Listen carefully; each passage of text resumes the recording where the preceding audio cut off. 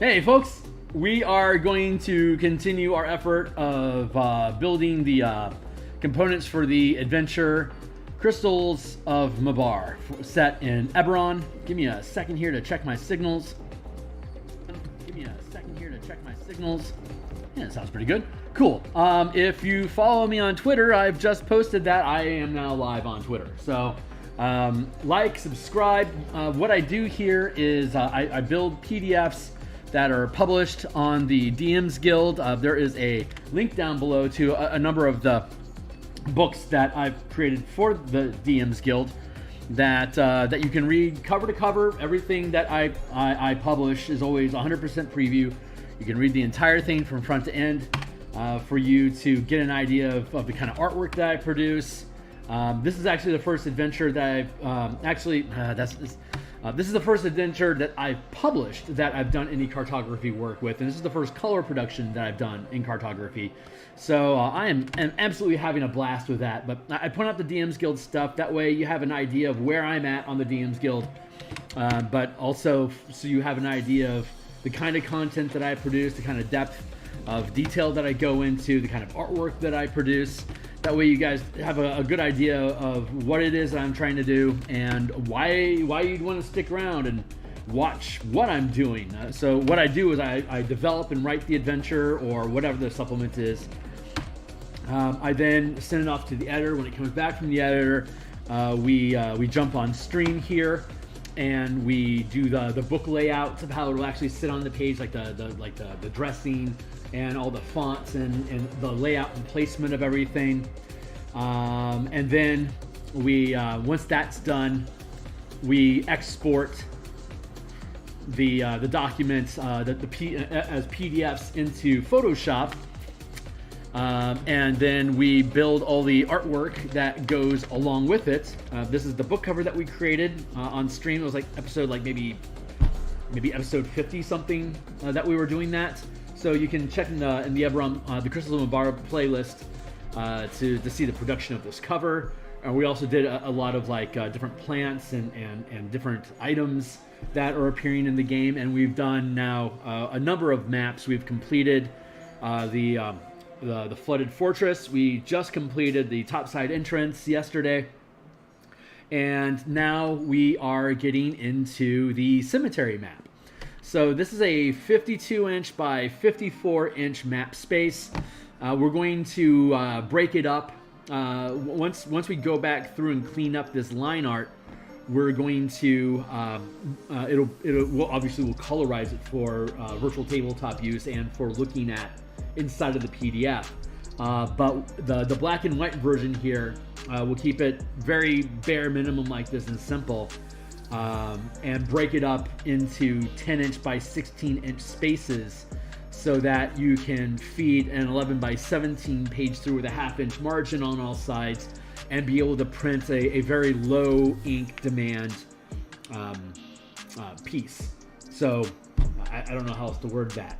So we got to build it, and then we'll have the black and white layer, and then we'll have the color underneath that, so that you can just drop this as a 50 by 50 or whatever, like a 55 by 55 square space in Foundry, or my preference is Roll20, and that way it'll be color and it'll look good digitally. But for the print, again, it'll be a very low printer-friendly version that will break up into 1, 2, 3, 4, 5 chunks, 10 inches tall, and then 16 inches. 16 inches, and then we'll just have a little bit of a margin left over. So maybe instead of 16, 16, 16, maybe we'll do 10, 10, 10, and 10. So 10, 10, 10, 10. So this would be 25 10 by 10 inch spaces overall, and then we would have a margin for like this crypt here needs a roof, so we'll provide a separate asset that you can cut out and then just roll up some masking tape or some invisible tape and place it on top of the crypt, so that when the players are looking at the map in general, it's just a roof until they actually go through the front door here, in which case you can just peel off the roof, and then here's the interior map. So and then the same thing for this crypt and this crypt. like this is 1, 2, 3, 4, 5, 6, 7, 8, 9, and then 10. So what we'll do is we'll have basically this space from here to here, this line and this line be our center 10-inch space. That way this crypt and these crypts are on the following 10-inch spaces: 1, 2, 3, 4, 5, 6, 7, 8, 9, 10. How does that go? 11, 12, 13, 14, 15, 16, 17, 18, 19, 20. So you'd have one here, like it would like break somewhere in the middle here. So maybe we would shunt this to like being this space here, and then 10 inches here, and then 10 inches here. 1, 2, 3, 4, 5, 6, 7, 8, 9, 10. We're gonna have to figure this out. So obviously our spacing is a little weird. So maybe what I need to do is actually rearrange the positioning on these things while we're building the map, so that it all sits pretty. So I guess the first thing that we need to do here is, I mean, we're kind of diving into this. So you know, here we go. I'm going to take all of this, and I'm going to take all of this. I'm going to rough. And then we've got our grid, which is overlaying. I'm going to, and then we got dots here. You can see the different areas on the map here, 1 through, what is it, 10, 8, something like 8. Areas 1 through 5, 6, 7, yeah, 8, area 8. And then area 8 itself has 4 points within it as a closer map. So, yep, the dots, and then we get the rough map that we need to, it's still super rough, like, you know, it's choppy. So we need to go in and clean it up, and follow the general aesthetics that we already have built for the flooded fort. I'm gonna get rid of the book cover here. See, like little heroes here, and then you got more heroes over here that are coming down this tunnel, and then there's another tunnel here. Like, this is the cemetery, this is the tunnel that's a hidden passageway from the cemetery to the underground passage. Here's the top side entrance, which we just finished, and then the flooded fort has a tunnel that leads down into the underground here as well. So yeah, and then once you're in the fort down here, you want to get into the actual ritual chamber, where this giant crystal is spawning to with the ritual to connect and pull the moon out of orbit onto Eberron in a sort of metaphysical sense. So it gets big in the sky when you're in the manifest zone and you look up at it, it's huge. But if you're outside the manifest zone, it's just full out of season, or like the shadow is off from, like, instead of being side to side, it's like this. So like you can see like the shadows at the top and lit from the bottom, which is like really fucking weird. But if you actually once you enter the manifest zone of the adventure, the moon is just huge, and it is just being pulled by a beam of energy.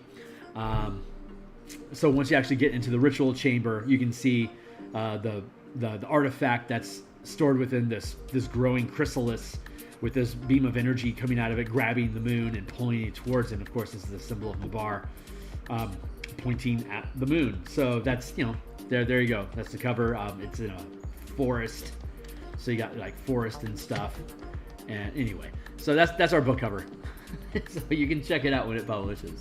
But I'm going to show you guys the top again. People that have been around for a number of sessions, or if you just want to check out the playlist, you'll be able to see the list of maps that we've already created.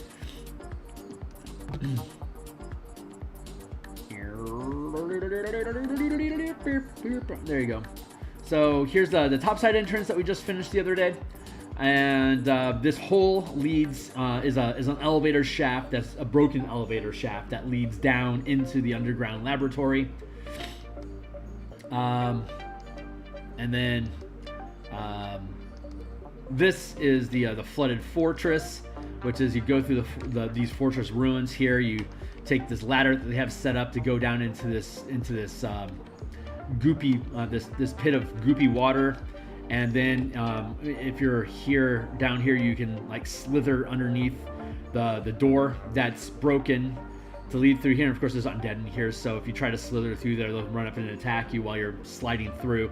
But this is all the water that's pouring in from, it's raining and it's downhill, so the water's pouring down here, and then it goes into the tunnel, and the tunnel itself is at a incline, so it slowly slides down until the water hits the end here, where there's a giant bunker door that's been basically welded shut, and but you can take an alternate path by swimming under this gross water, like gross, and maneuver your way through these tunnels, fighting undead along the way, underwater, holding your breath from this nastiness, until you pop up inside the underground laboratory, in the flooded area of the underground tunnel, of the underground laboratory.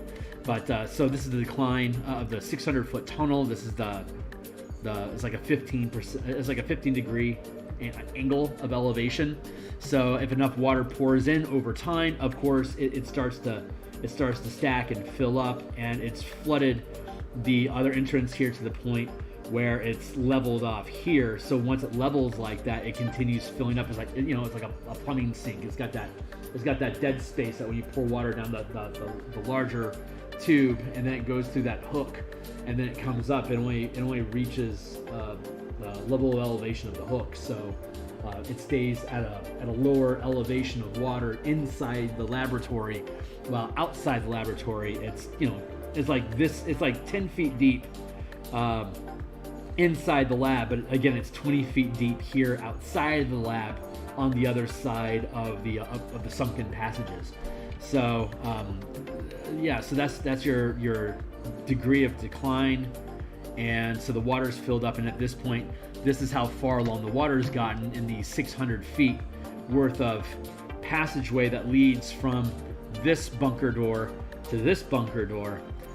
You can see that the last like 170 some odd feet of it is now flooded with water. It's only like ankle deep here, but by the time you get to here, you're starting to have to swim.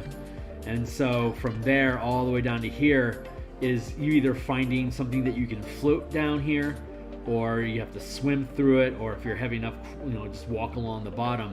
But there's undead that come out of these passageways here and here, like specifically drowned assassins that'll come up, grab you, and pull you underneath and attack you while you can't breathe, attempting to force you to take a breath and then get a bunch of disgusting poisonous water into your body, and now you're in a real pickle. So this was really fun to playtest, actually, and all this stuff that's littering the ground is the crystals that grow on everything. Like you encountered it on splotches of blood at the outskirts of the Carnwood, where the adventure begins, in this little sleepy little hamlet being created by these refugees that were displaced during the last war. They're trying to find a new place to live, so they settle along the tree line of the Carnwood to the north, which is famously haunted by eidolons from wherever the frozen realm is. But there's also manifest zones to Mabar that crop up inside here. So this whole structure, the cemetery and this fortress and the topside entrance, it was all built in these different areas. So I just needed to so you can see there's a common language that's going on between all these maps. So here we go, diving back into this one. What I need to do is again look at these 10 by 10 grids. So I'm just going to start here. Wait, how am I going to go? I'm going to go to Windows, and so I mean obviously these things take like a ton of time to build. Like all the maps, like all the writing. Once the writing is done being edited, Stuart Braz is doing our editing. God, he's amazing. And so once Stuart finishes with our editing, it comes back to me. And once Andy and I resolve any disparage, like any inconsistencies or whatever shout outs it is that Stuart's pointing attention to the text.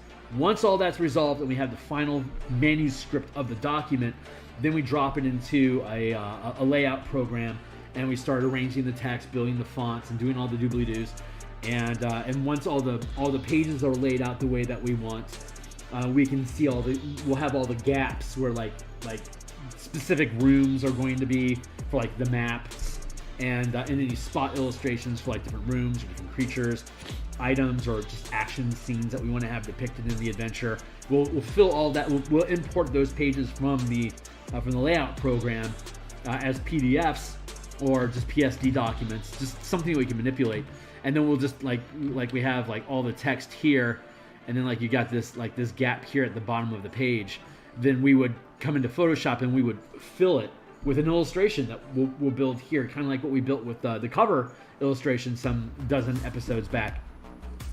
We'll fill in illustrations for the entire book, and once all the illustrations are done, we'll import the images back into the page layout program and stitch it shut as a PDF, and then we'll publish it on the DMsGuild, and then we'll post a link to this playtest. So, you know, if you want to watch an insane amount of hours of having built this and me talking endlessly about this and other projects, click this playlist, and it'll take you to the, like, we're on episode 68 now of this thing. So I mean, it's going to get up into the hundreds. It'll probably end up being like, honestly, it'll probably end up being like 120 episodes by the time we're actually done with it. So it is just it's 100 pages worth of adventure. So it's big. So you know, having said all that, this is a very slow form. This stream is a very like slow cook, and it certainly isn't a short or, you know, something punchy and snazzy. So the YouTube algorithms don't really know what to do with me. So if you're interested in this stuff and you're poking around and you're liking the playlist of different stuff, like the tokens that I make and like the artwork that I do, the design ideas that I build, this is what I do. This is going to be important for when I start doing Kickstarter projects, so that people can come and look at my channel and see the history of me building products that are like 70, 100 pages long. So they know that just off of my own back, I'm able to produce these things, and I can put them out, and you can see them on the DMsGuild. And almost everything that I've published has a bestseller medal on, anywhere from copper up to almost gold now. So I should be clicking over into my first gold production, the Odyssey Anthologies for Theros. I did that with Sticky Hunter and Core Artificer, and a number of awesome writers. It's just a ton of adventures.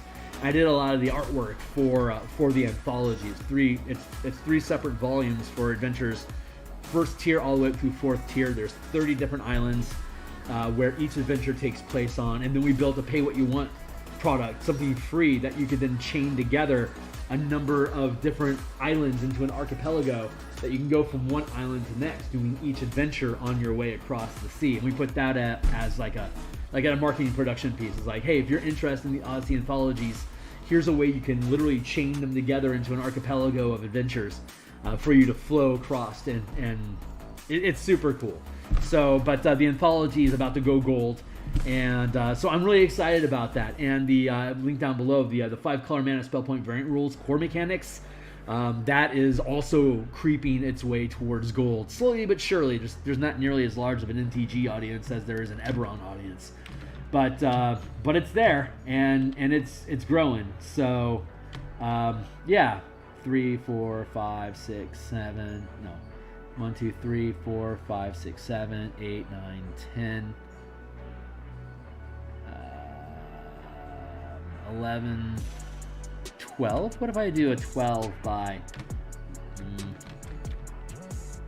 1, 2, 3, 4, 5, 6, 7, 8, 9, 10. So I'm going to do a bunch of 10 by 12 blocks just to paste them out to see how they sit on the page in general. So I'm going to duplicate this layer, and then I'm going to modify free transform equals rotate 180 degrees. Bam, there you go. Now it's a square thing. So this is 10 by 12, which again, if you're using a 10 by 17 page, you can easily feed those through and get 10 by 12 spaces out of it. But I'm going to just line one up here.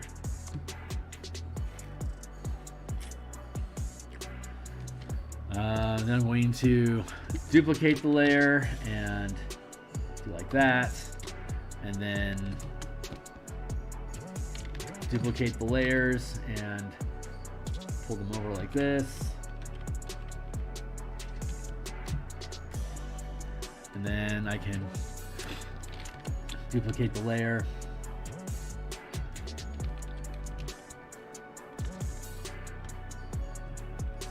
Like that. And now I've got this whole stack.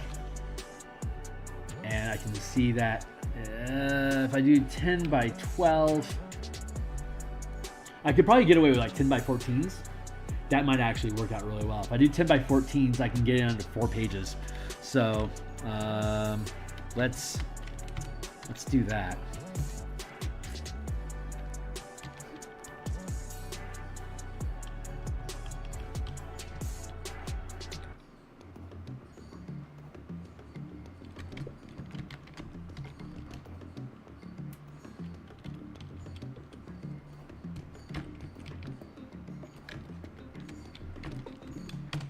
This is what we call making sausage. This is how the things get built. So if you're into this kind of stuff, please like and subscribe. All I'm gonna do is more. So like I said, I want to eventually do Kickstarters, and this will be a really easy way for me to say, hey, you know, what's my risk in backing this Kickstarter? Virtually none. You can watch me producing documents of the same scope and size, multiple instances of it. Like I've got the Spelljammer Combat and Exploration book that we have on another playlist. We've got this Eberron adventure on a playlist, and we also have the Martial Powers project that we've been developing on a separate playlist. These are all books that are going to be like 60 to 110 pages. So like when I start doing Kickstarters, it's like, what risk is there of us not having this thing fulfilled? It's like the only thing that's going to stop us is me dying. So, you know, and if that's the case, we'll let you know, and I guess refund. but yeah, I want to be able to build these things out so that people can see that, you know, this is just me, another artist, like a partner writer to help me bounce things off of, and just, you know, just to have an ally, so I'm not doing this thing all alone. Which is honestly, when you're doing a really big project, it is super useful to just be paying a percentage to somebody to just help you design stuff and figure things out and come up with maybe better ways of saying something that you're trying to express, like being a co-writer with you, being a partner, and then have to hire an editor as well. But if you're dealing with a big project like this, definitely recommend that you hire a co-writer and you hire and definitely have an editor. You always want to have an editor, just to make sure that you're not saying stupid stuff. So, you know, and that's all written properly. It's a good format. But yeah, I want to be able to demonstrate. You know, if I build a thing, that thing's gonna get built, and I think this is probably the best way of doing that. Plus, I especially with the artwork like this, like cartography or like page art or whatever, I really gotta put in the hours. If I don't get the hours in, then, you know, I can get distracted by the internet or you know, Discord channels or whatever is going on in my head, and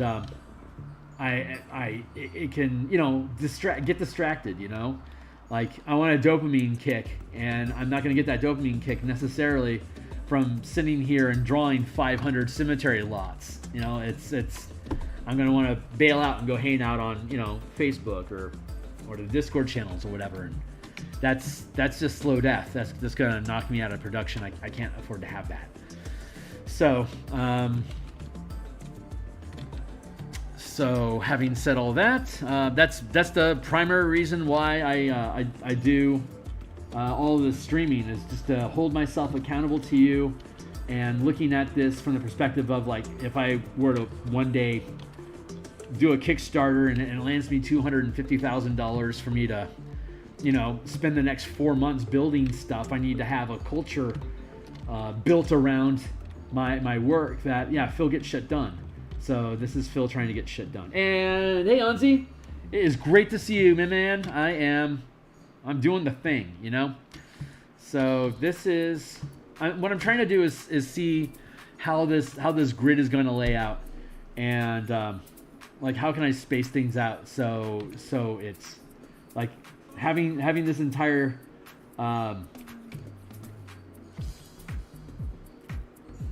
having this crypt on a single page would be really useful. And like, so, and you can see that like these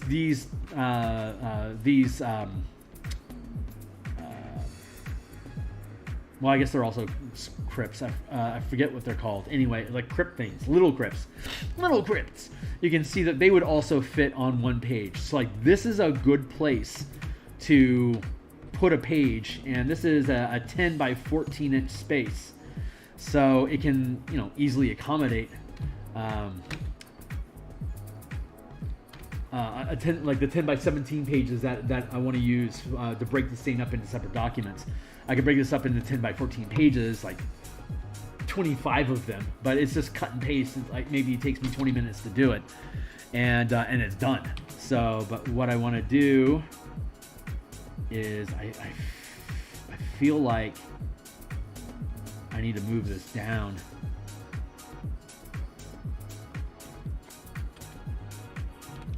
Like here. So we're just plotting things right now. Because I have to, like you can see here, like this is not a finished map.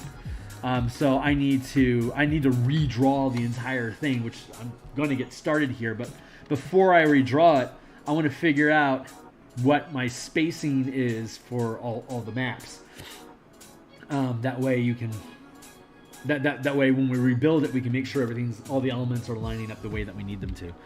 So that is the process that we're going through right now, and I'm just trying to figure out how do I want to put this map on the page. It looks like that's working out pretty damn well. That's actually perfect. So this is 10 inches, right? 1, 2, 3, 4, 5, 6, 7, 8, 9, 10. Good. 1, 2, 3, 4, 5, 6, 7, 8, 9, 10, 11, 12, 13, 14. 10 by 14. You've got a 2.5 inch margin at the top and the bottom, a 1.5 inch margin at the top and the bottom, and you've got half inch margins on the sides. You can easily just feed a 10 by 17 legal size, like legal size paper. They're big. But again, if you're going to lay this out on the kitchen table, it's a 54 by 52 inch map, so it's freaking huge. So you kind of have to, do that. Anyway, words, yo. Trying to use some words here.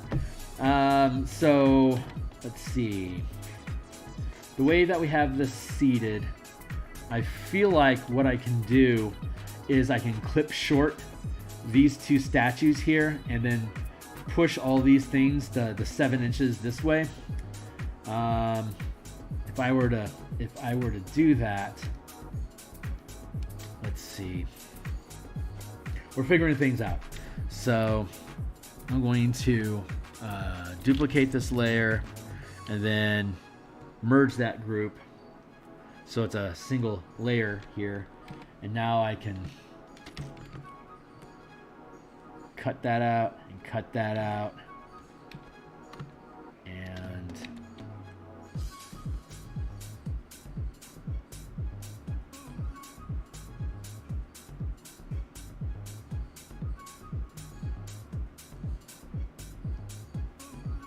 go through here.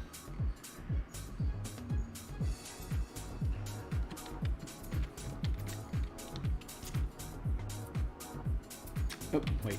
I should.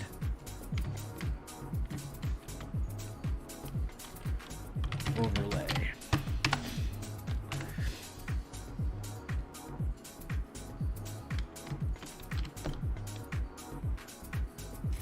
So we're going to move these things together.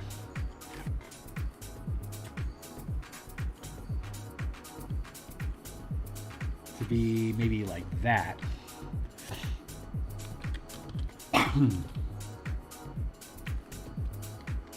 Nice. See how that's spacing out now? There and there. It's really good. And now we can take the whole thing and pull it back onto the grid, and we can trim down the size of the overall document. So I'm going to go to here and here. And what is this? 1, 2, 3, 4, 5. That looks right. So I'm going to come to here. I can get the canvas size here, and width is going to be, let's say, 62.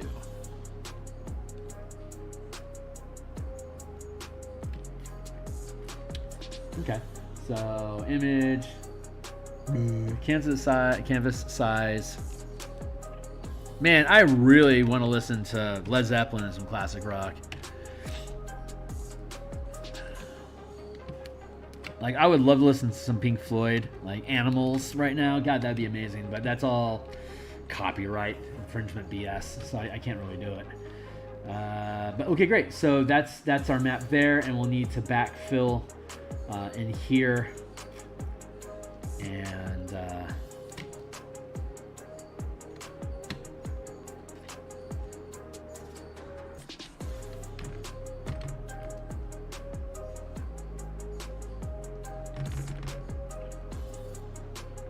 oops.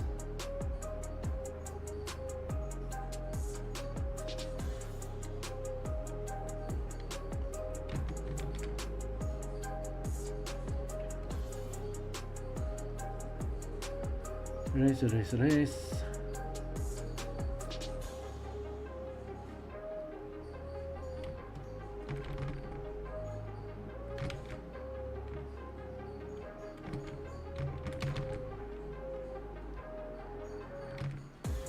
Yeah, basically like that.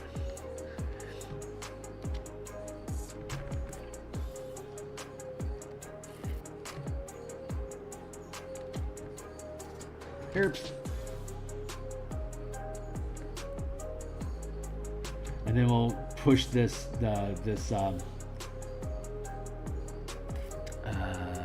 what are we trying to do here?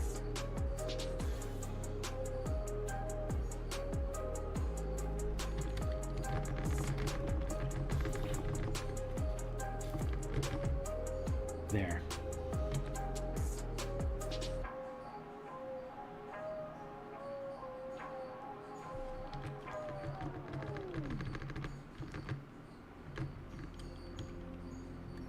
So everything lines up more.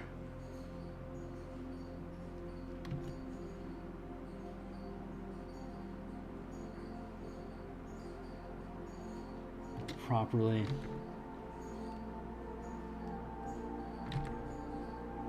Line that stuff up. I feel like these are off.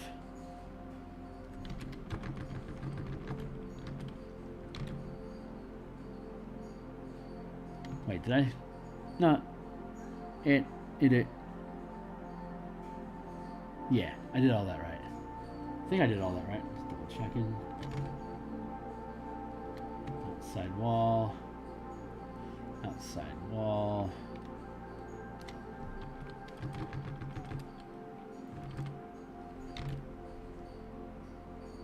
Yeah, that feels right.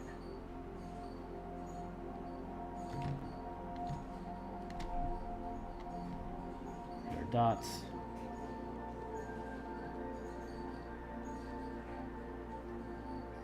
Four, 7, 5, 2. Yeah, this all feels right. More dots, more dots, more dots.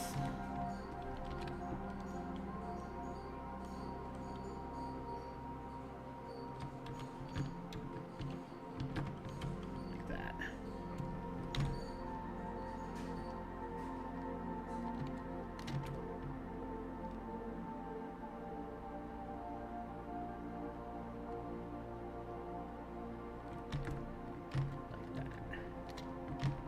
Yeah, that is going to work. And I can just drop some more stuff back here. That still lines up for that northern approach for the top side. Like if you follow, like here's a secret passage here, and there's also a secret passage. This is a puzzle This is a puzzle tunnel, and this is a combat tunnel. Like there's a bunch of undead in here that you have to basically mow your way through, or drop a fireball in here and then clean them up afterwards. It's a resource drain. Like if you want to throw, you're only 8th level, so if you like want to throw a third level fireball in there to clean out that room a little bit, okay by me. You just burn a 3rd level spell slot, and you only got like 4 of those. So you got like 2 third, and no, you've got 3 fireballs at 3rd, and then at 8th level you've got 2 4th level spells. So at best you got 5 of those throughout the entire adventure, assuming that you hit it in one day. If you only do like one, if you only do like one adventuring day, there are enough encounters in the cemetery, and this path leads you directly into a combat mode, either combat or exploration mode inside the underground laboratory where the necromancers are in control. So between the necromancer, the final battle, and the cemetery, like if you drop your team here at the entrance of the cemetery by if you use the Church of the Silver Flame hook, and you're hired by the church to come in here and clean out the Mabar zone, they can plane shift you, and you can land here at the entrance of the cemetery. And then you have like a little sensor thing that says this is the way to go to get access. So they'll go through the crypt, fighting along the way, fighting here undead, checking out crypts if they want to, but fighting, getting into here, and then fight their way through here. And this is just a secret door that's propped open with the corpse of a scout that was trying to run the same mission as you and died in the process of trying to do so. So he's dead, but the door stays propped open. It's like, well, that's obvious. So you can just walk down the tunnel, and the DM can either include this as a ladder that you then run across, that you can then climb up the ladder and then pop the latch to open up this gazebo, so that you can like automatically succeed at springing at figuring out this puzzle by being on the underside of it and figuring out how the wheel turns, and just open it because it's just a turn here. It's like obvious on the inside, but on the outside it's completely hidden. So there's clues hidden inside the cemetery that if your team is exploring this place instead of combating it, if you're like doing a Scooby-Doo adventure, then they can find the clues that will lead them to the secret entrance, and you just don't have the secret door here at all. It just doesn't exist. So if your team goes in here, there's a bunch of undead, and they'll either fight it or run away Scooby-Doo style, and then you can like run all around the crypt or whatever. But while you're doing that, you can hit these different points to get the information that you need how to solve this puzzle. Or you can just like detect traps, and you find it on there, you recognize it's a trick, and you can either use like thieves tools or tinker tools to be able to jimmy it open, like to pop the lock. So, and then you can then gain access to the manhole that leads you down the ladder, and you can see there's a passageway that goes this way that then leads to the crypt. There's undead, they're gonna get out of there. Or you go this way and it leads you down into the underground laboratory, and then you go continue the adventure from there, however it is that you please to do. Man, this thing's freaking fun. So, but there's you can easily have 4 or 5 encounters in the cemetery if you want to stretch it out like that. And then once they get into the tunnel and downstairs, there's anywhere from 2 to 5 more encounter combats that they can have down there as well. So if they had like 3, 4, or 5 fights in the cemetery, by the time they go down the tunnel, you may only want to have like say 2 more battles, and then have the finale. So that's 8 encounters in one day. And like they find the tunnel, they can get into the tunnel, they can use the tunnel to short rest. And then when they dive further down and get into the underground lab, they can clear out the trash mobs and clear the way, take another short rest, rescue some hostages while they're doing that short rest, and then lead them out of this tunnel safely to get out of the cemetery. And then they can take their short rest, go back in, and then do the finale, having their 1 or 2 short rests over the course of the day. So that would be like a good solid, probably a good solid 7 hours worth of adventuring. And then if you're like doing like a tournament one shot or something, you can actually start them by plane shifting directly into the underground lab, in a teleportation circle, or at the other entrance. There's a couple different entrances you can land at, but whichever entrance it is that you land at, that's your starting point. Now you have to navigate through this lab, and depending on which hook you used will determine if you actually know the layout of the underground laboratory before the adventure begins or not. So some of the hooks are like, yeah, we know what this facility is, we know what's going on there, and it is off the rails. We've lost control of this. We need a cleaning crew to go in there and take control of the situation. There's another one, it's like, we don't know who's in there. We just know that they've activated it, and we need to retrieve the artifact that they're using. So go in there and reactivate the facility and steal the artifact if you can, and fetch it back to us with the teleportation circle that you reactivate. It's like one of them is just like stealing stuff and like, let's avoid conflict if we can. Let's just go in there and take things. Like, that's complete Scooby-Doo mode. Or it can be, you may have to kill people down there, but whatever you do, secure the facility and stabilize the ritual for us. Like, that's another hook that you can have. Like, if you want to be on the undead circuit, like that's another. Anyway, so there's different options, but those can gate you directly into the lab, and you can finish that in a 3-hour set.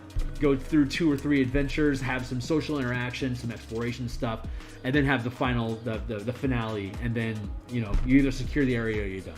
And most of the other ones are just like, kill it with extreme prejudice. Destroy the artifact, kill everyone that's involved, make this thing go away so it never comes back again. And hold whoever's responsible with the ultimate authority. So that's like the 3 different modes of adventure that sit inside of the same. And like the appendix, like the default is, you're a sheriff, you're going into this area, there's problems going on with people disappearing. Oh crap, there's a necromancer that's stealing people for ritual sacrifices.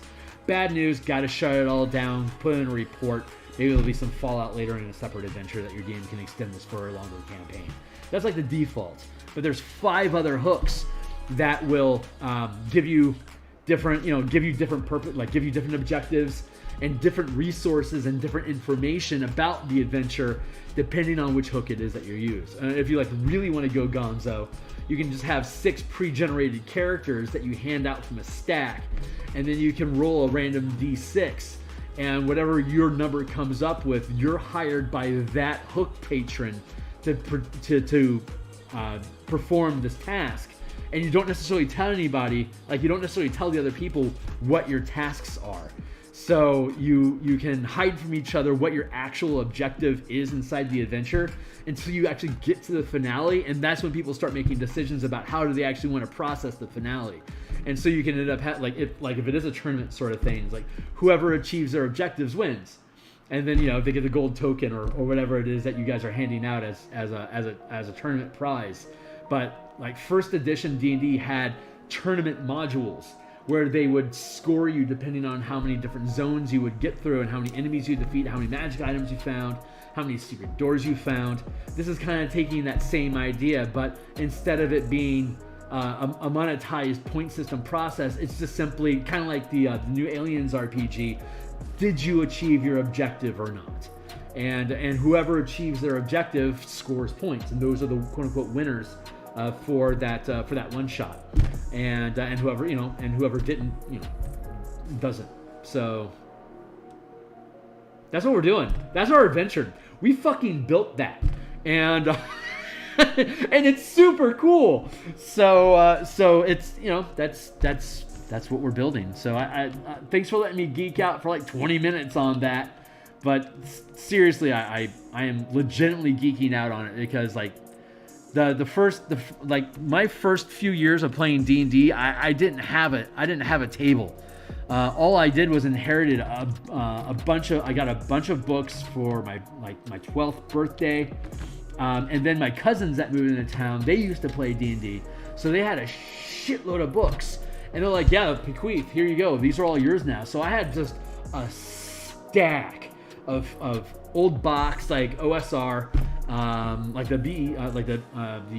BECMI, Basic Expert Companion Master Immortal series. I had all those boxes, all of the first edition books. And then I started mowing lawns to afford more books once second edition came out, and then second edition, and then by the time third edition, I'd already finished college and moved out and had a job, so I was spending books every other week whenever a new book would, like if Mongoose Publishing or like Kobold Press were just starting to ramp up with their OGL stuff. building 3rd edition, and then Wizards of the Coast was putting out a new book every month. So it was once a month I'd buy a a WotC book. Like once we got to 3rd edition, I'd buy a WotC book, and then on the and then in the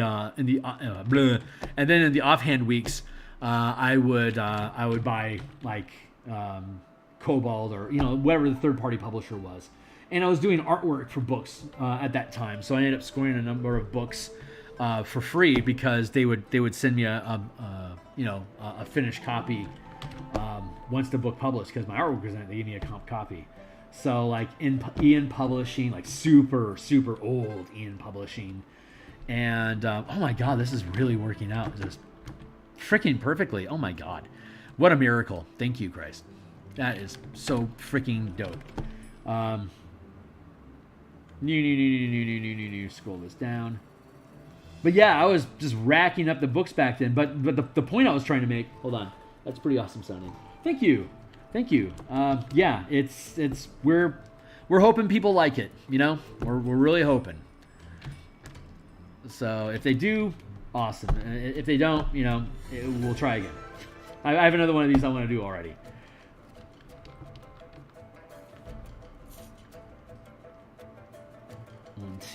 One, two. Okay, so what I need to do here.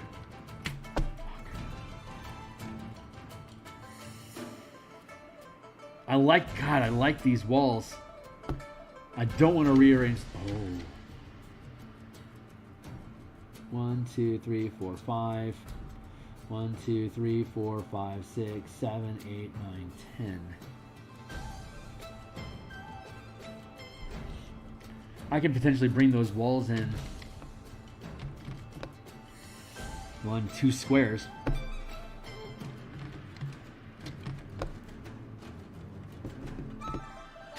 That's not horrible. I don't hate that, but I don't love it. I don't love it. Trying to figure stuff out here. Hold on.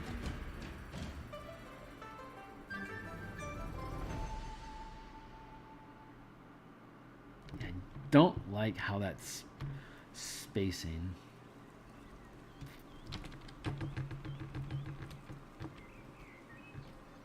Yeah, it's supposed to be like that.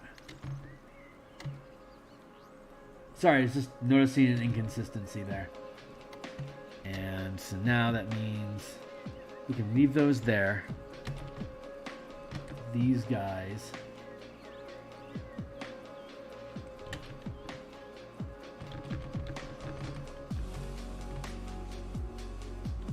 Gotta shift to here.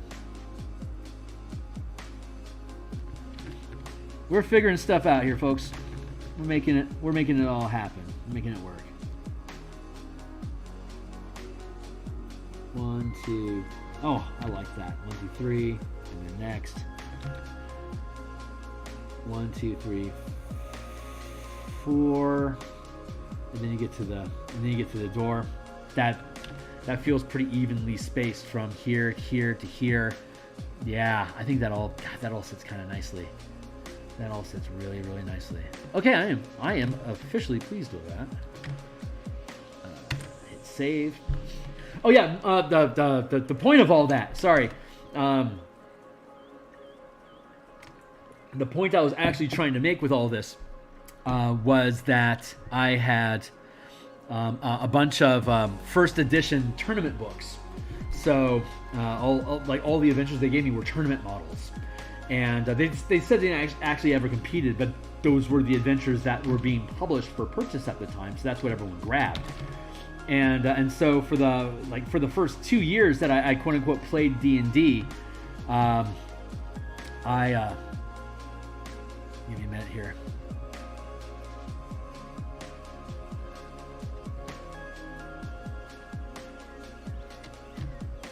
I want to get this thing right.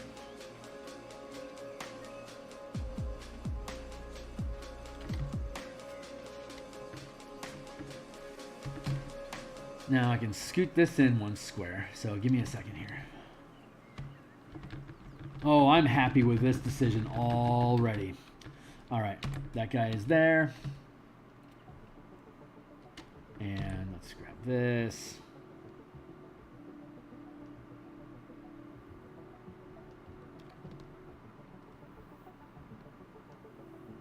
Let's carve that out. And I'm going to have to rework the space in all the cemetery, all the graves that are in here, because they're all equally spaced right now. But that's not going to be able to stand. So I'm gonna have to freaking fix all of that. That'll be okay. Like I said, this is something that this is necessary. Very much have to do this.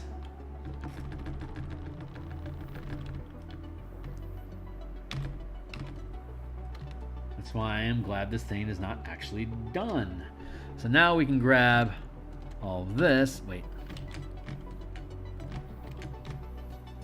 There. Overlay.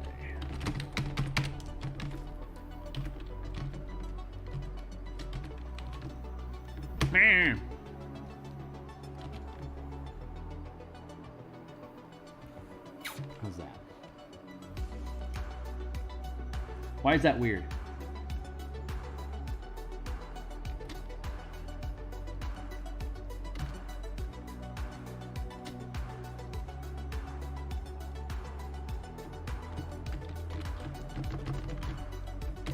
Why? What are you fussing over?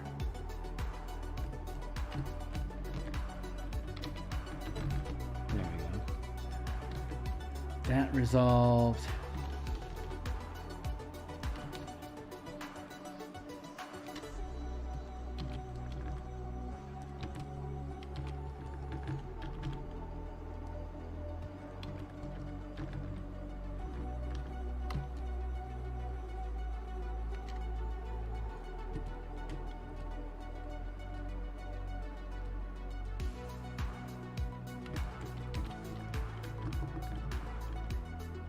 Yeah, it feels right.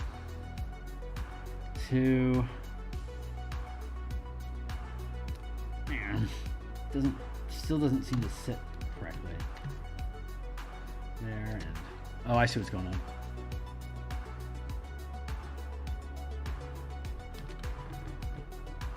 There and there we go. All right. I was crazy, but now I'm healed. That.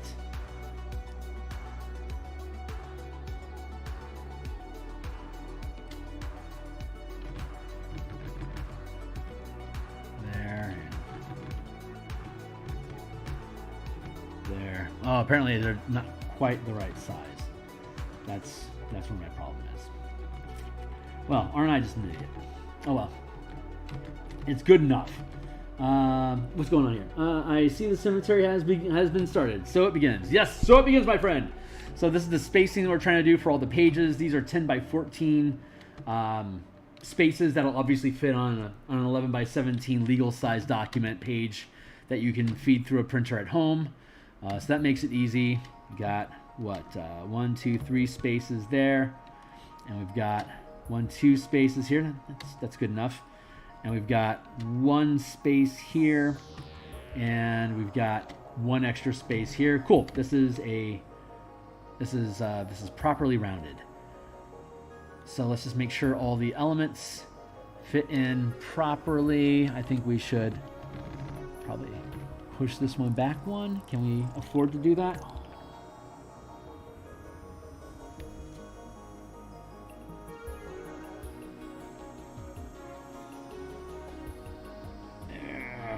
Things are off a little bit.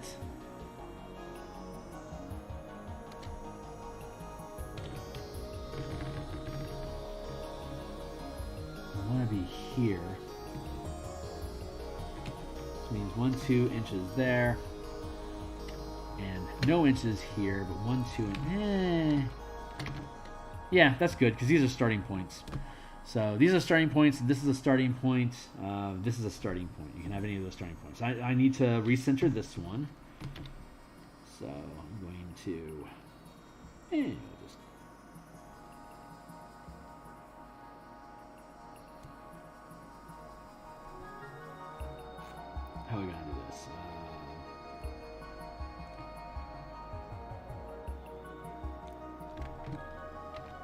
There.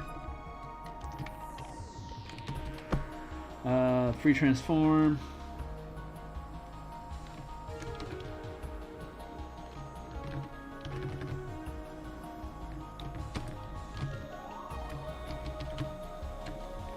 There. Down. We are setting elements right now. That is what we are doing.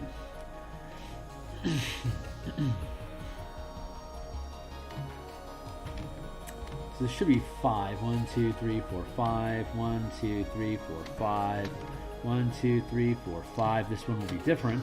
1, 2, 3, 4, 5, 6, 7, 8.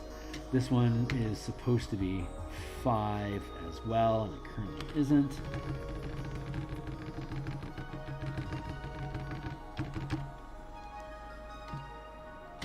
Then 1, 2, 3, 4, 5, 6. 1, 2, 3, 4. I see what's happening. Got it. 5, 6. So what I actually need to do is flip here.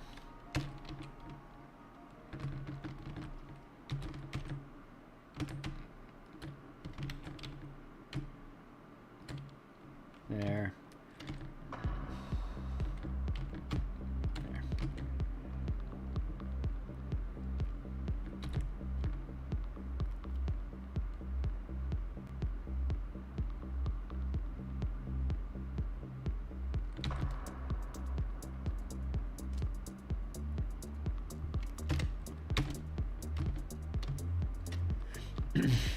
There you go. And so that sits in. God, that's nice. Good, good, good. Nice. God, that's balanced. Loving it. Loving that. Loving it. Loving it. That is some pretty good spacing, my man.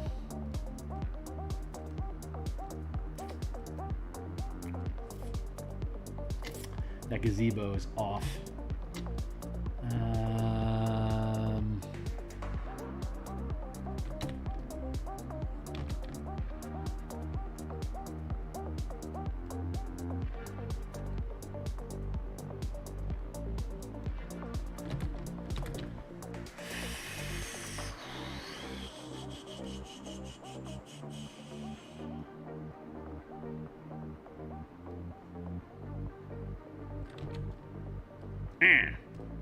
Wrong layer.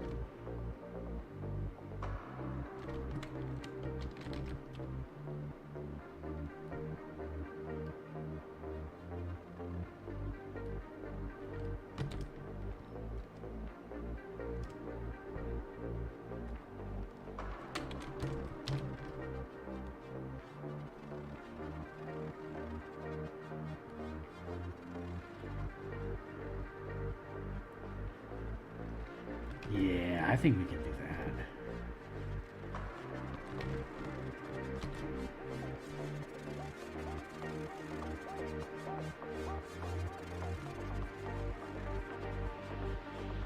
Yeah, I'm kind of digging that. I'm just gonna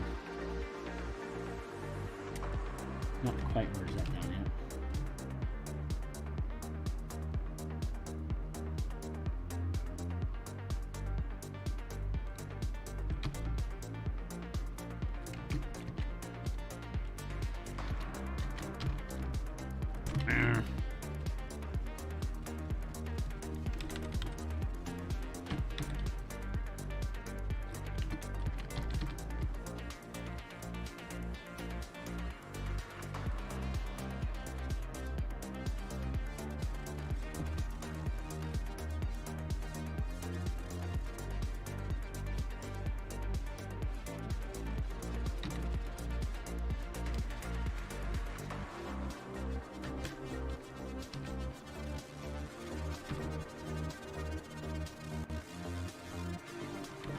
Something like that.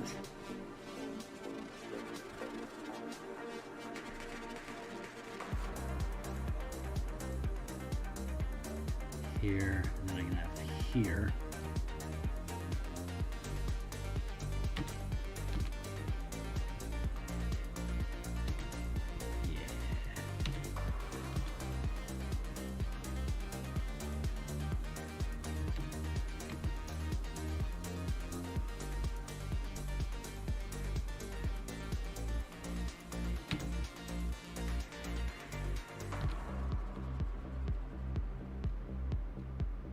could put it back over here.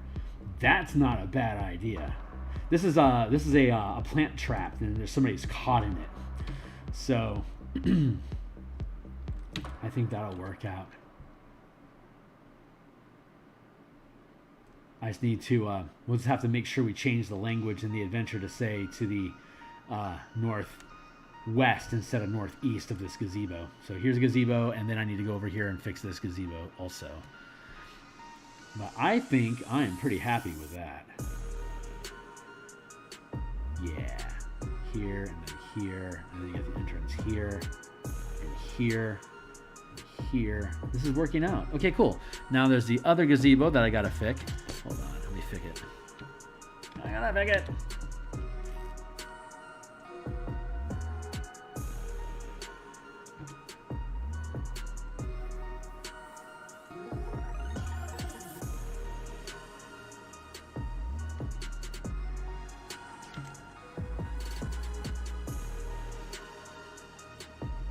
Yeah, I'm okay with that.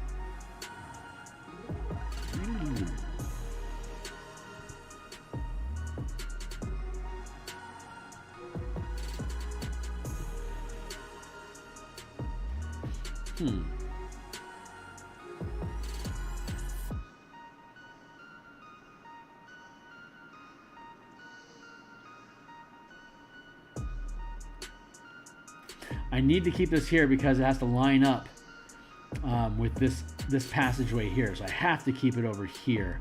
But I want this here because actually I kind of like this because this will lead you this way to free this guy.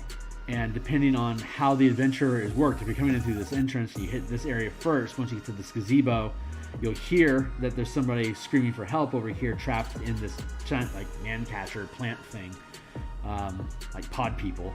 Drags them underneath it and drowns them and dissolves everybody, and then they turn into skeletons and they come out and they eat you. It's great. But you get a guy that's trapped in here, and he can either lead you into the crypt or he can lead you to here. So you can actually beeline from here to here and then work on the puzzle trap that this guy's aware of. Like, this guy's either aware of the puzzle trap entrance, the crypt entrance, or they got ambushed before they even got that far. And like this guy was like, they stumbled into the cemetery and now they're trying to stumble their way back out again. And he ended up getting caught over here. Like, if he came in through here, maybe he comes around like this and he goes like this and he's going out like that. And there you go. But yeah, I want to have that and separate things, and then that being a separate thing feels right. That's in its own things. That's its own thing. There's another one of those man plants over here. Yeah, I think this is all going to work out okay. Sorry, I'm building confidence. That's what you're seeing me do here. I'm building confidence that I am truly ready to go and tackle this thing. I think what I want to do is look at this, push that over a square, and then push that over a square. Yeah, so it lines up like that. That means I want to take this, push this open. Here, push that open.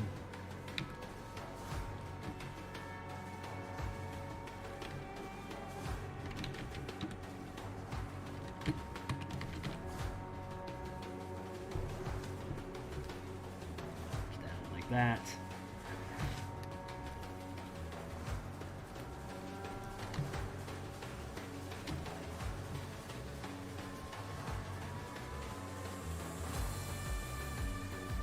Yeah, I think that's gonna work out okay.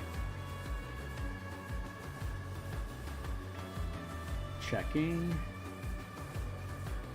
Verifying.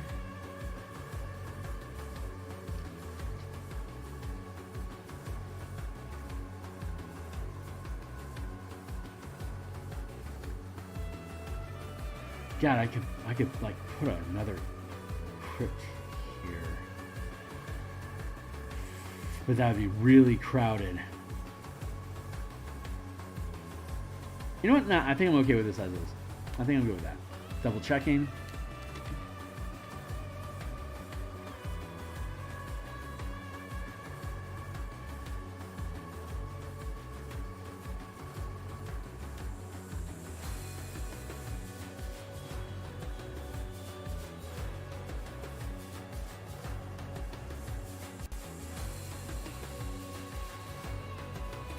I can put like...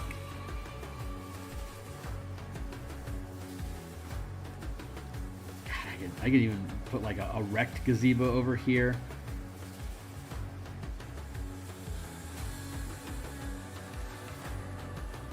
And then put another gazebo over here.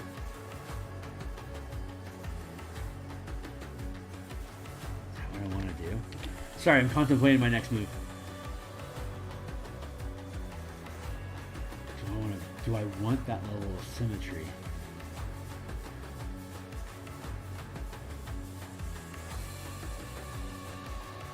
Kind of. I kind of do.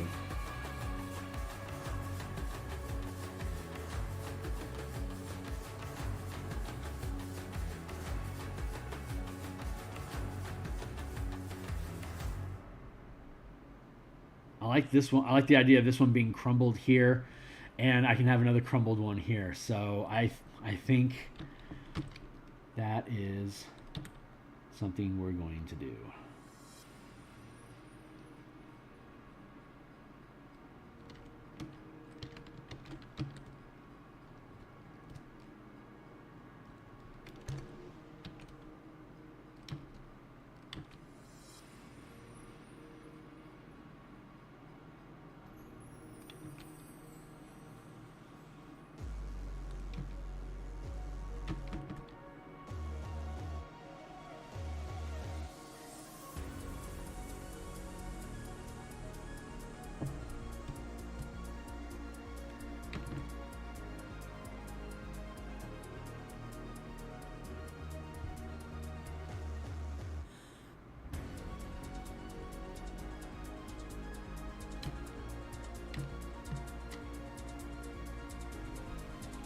That down. No. I said merge that down.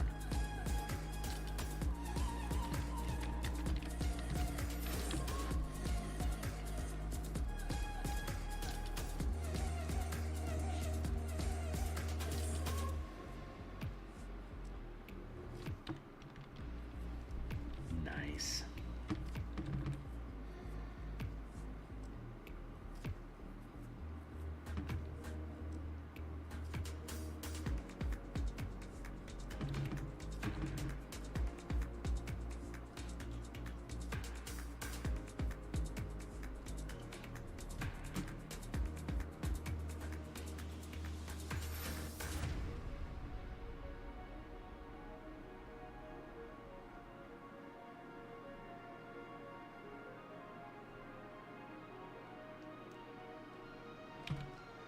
Yeah, how fun is that? How fun is that? That is exactly what we want to do. Super freaking fun.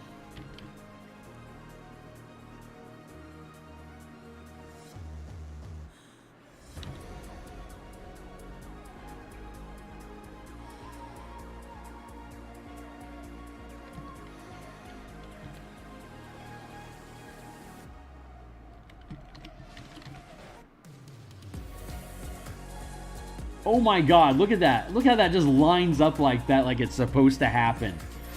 Jesus, I love this.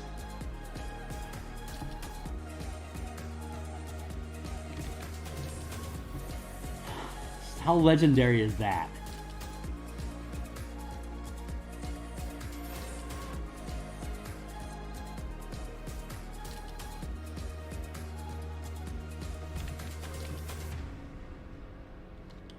You guys see that? That's amazing.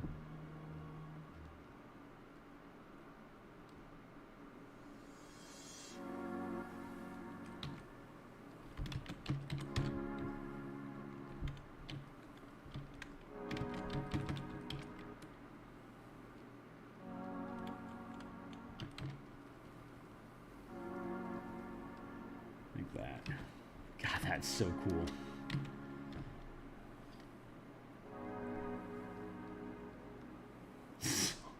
So cool.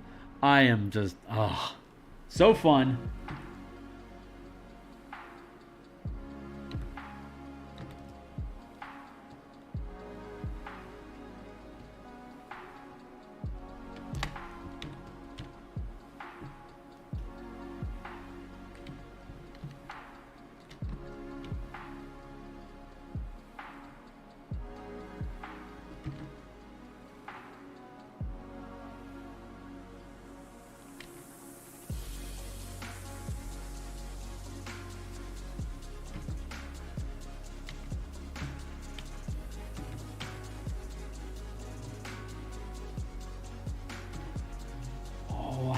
awesome is that?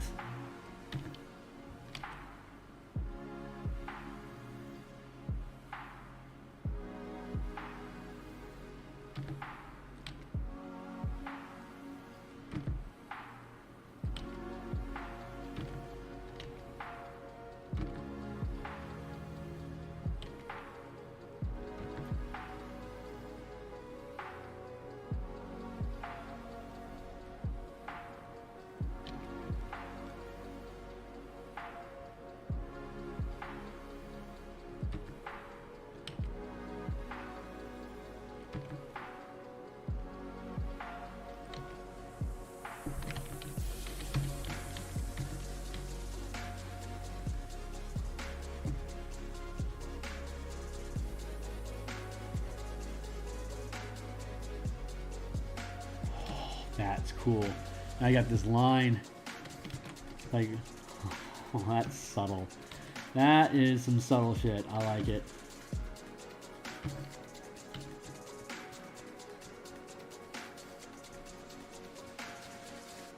Cobblestones falling in there. Sloppy, but God, that's super cool. Super, super fun.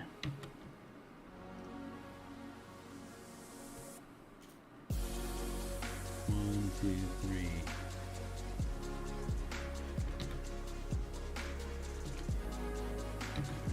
One, two, three, four. 1, 2.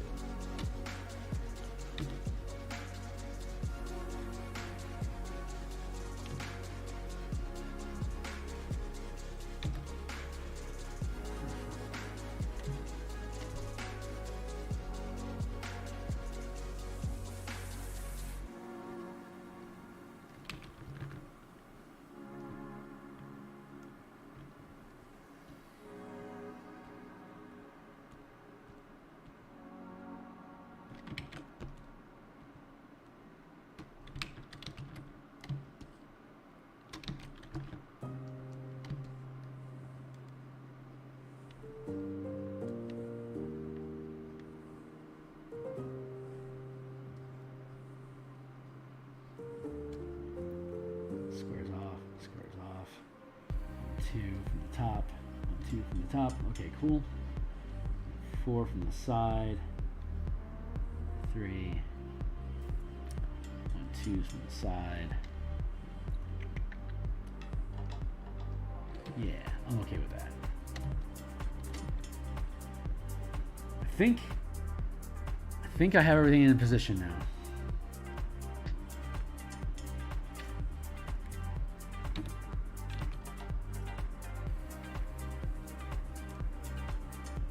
One, two, three, 4.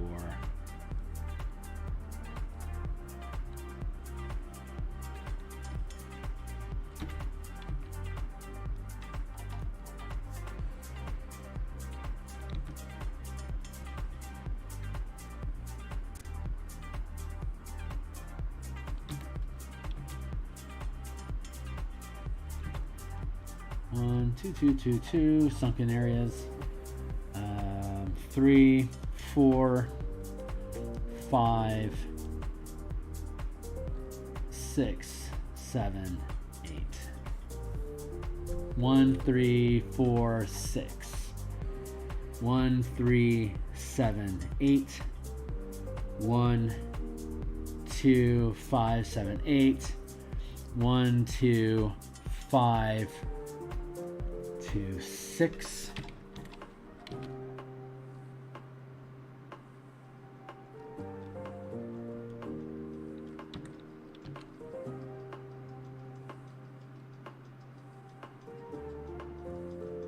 Nah, that's good. And then here.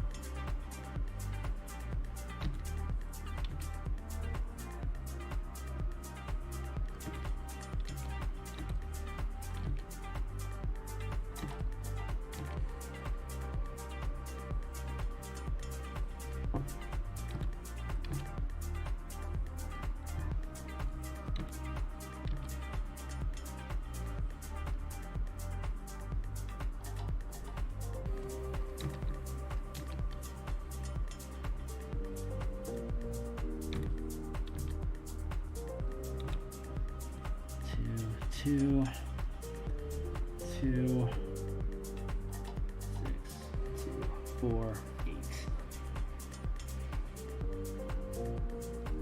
Yeah, I'm happy with how that sits. Cool. Okay, we are on track now. So, what is it? Oh, fucking 8:30 already. Jeez, McCroll. Well, I'm going to set a timer. But yeah, now we've got our build. So we know how everything's going to sit on the pages. 10 by 14s. 2, 3, 4. 1, 2, 3, 4, 5. So that's 20 pages. It's going to be super easy for us to just cut this up and parse it out.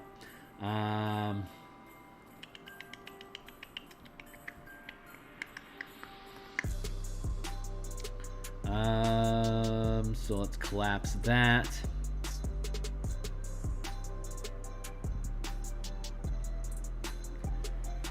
So we know where everything's supposed to be now, so that's set and steady.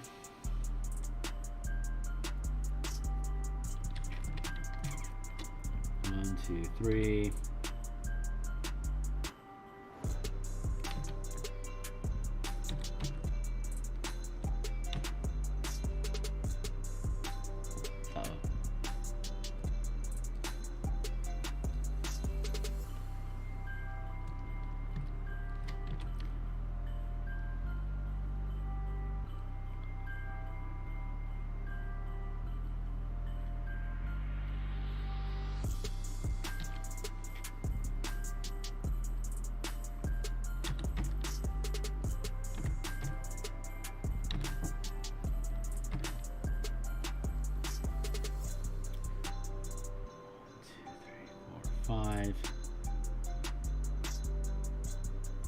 No, you're right.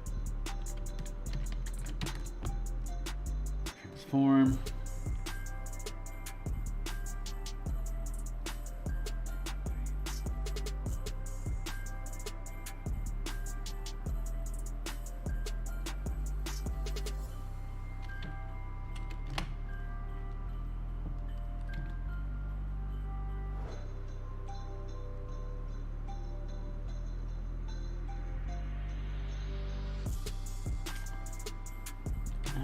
I keep futzing over this. I don't really need to be. 1, 2, 3, 4, 5. Cool.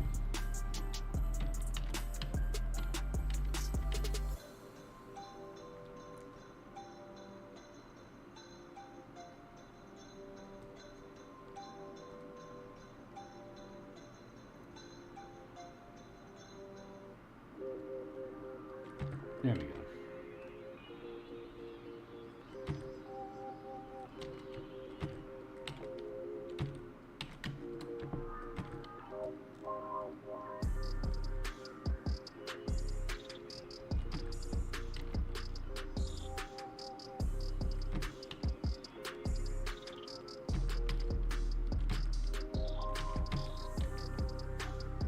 Yeah, like that. Nah, that's the way it is. Cool. All right, I think we're finally set. Our dots are all lining up.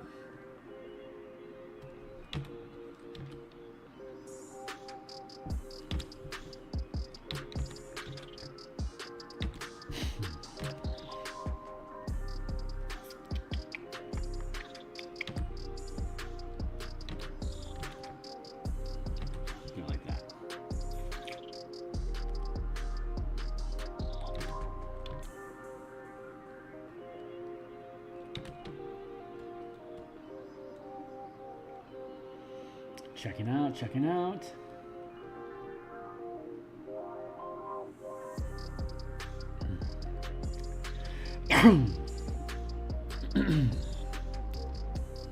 Okay.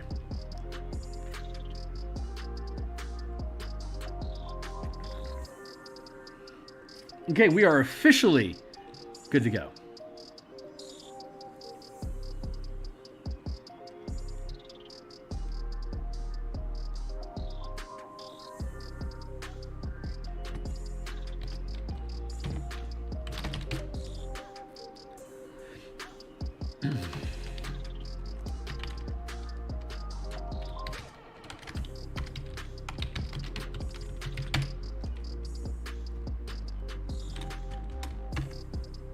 Are you getting the sense that this one's gonna take a while? Because this one's gonna take a while.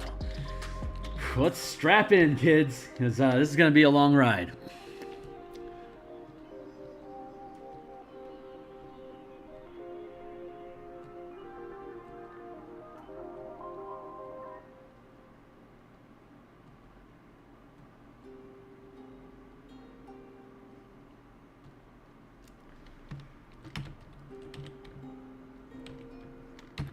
All right, 4 pixels, that's where we need to be.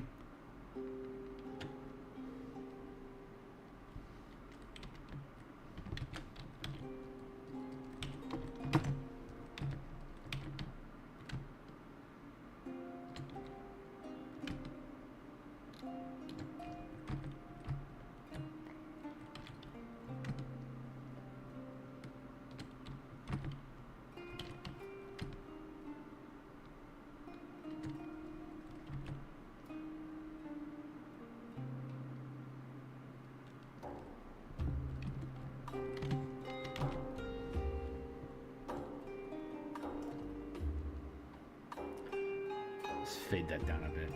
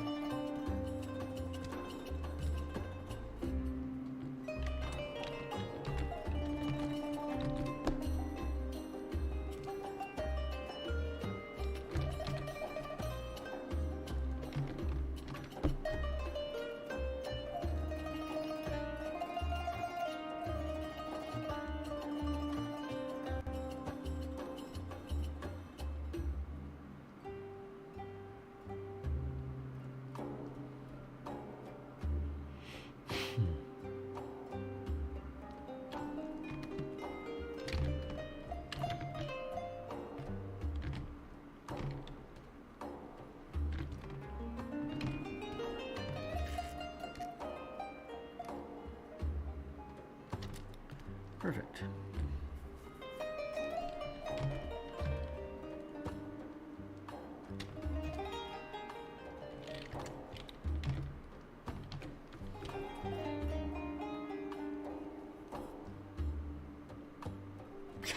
Have I said lately how much I love this adventure? Super freaking cool. God, these maps are a challenge. And I mean, just, honestly, I appreciate a good challenge. But, fucking, this is fun. This is fun. It is slow going, and it is just menial labor stuff. But this is exactly the kind of stuff that I signed up for. So, no regrets, man. Absolutely no regret. Let's take these.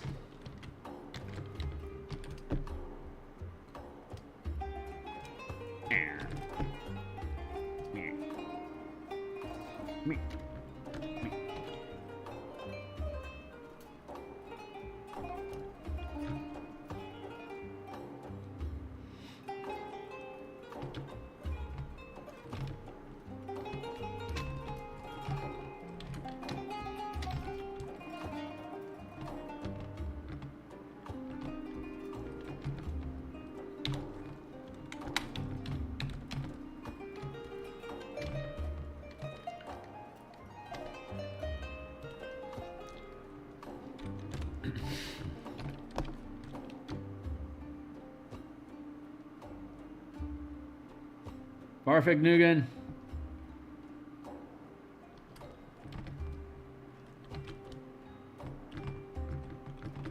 One, two, three.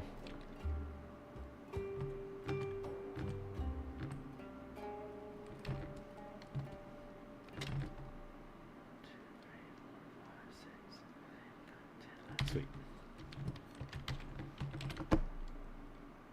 1, 2, 3, 4, 5.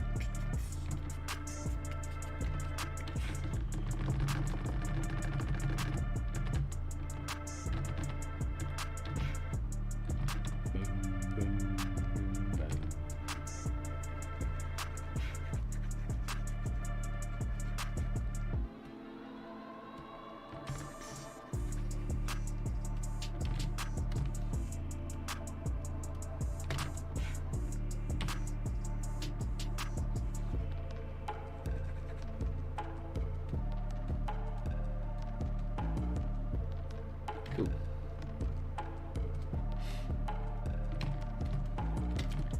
Now we hit save. That is some even spacing, yo.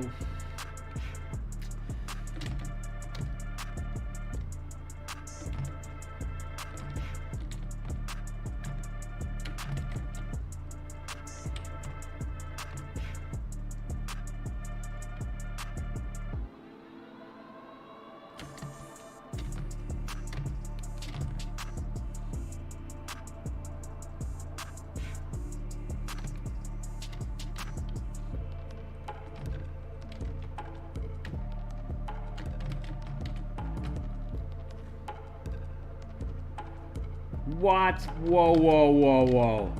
Hey there, buddy. In Ope.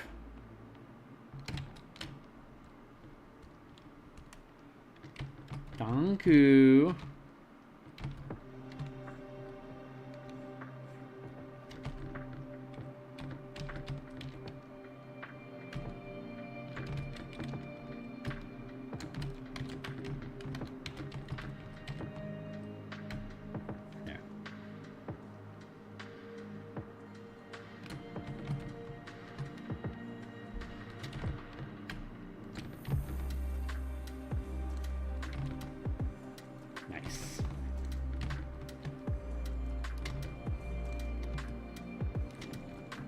Yeah.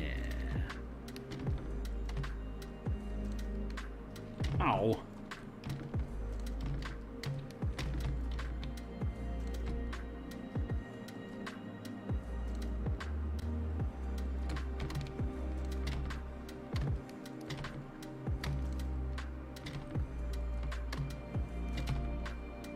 I got pizza and hot and sour soup today, and I ate them together, and it was delicious. Nom nom nom nom. So satisfying. I am very, very satisfied. There's a place called what's that place called? Silver Dragon. That's the north side of Edmonds that I order my Chinese food from. And then Silver Lake Pizza is just down the street. It's like 10 blocks away, and they cook just fantastic. They do like gyros and pizzas and calzones and pasta. So it is just such good grub. So I ordered those things, and I nom nom nom nom, eat them together. It was delicious.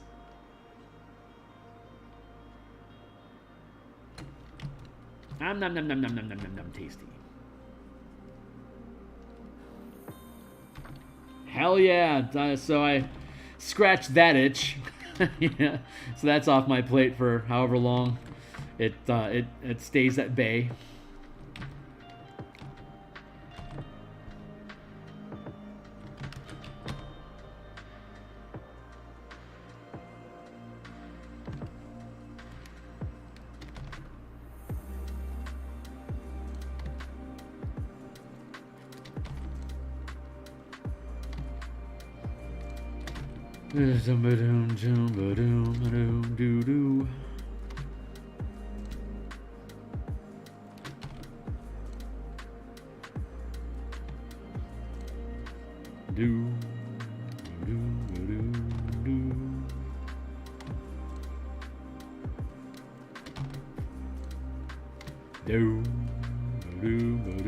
What? Oh yeah, that's proper. Proper. That is proper.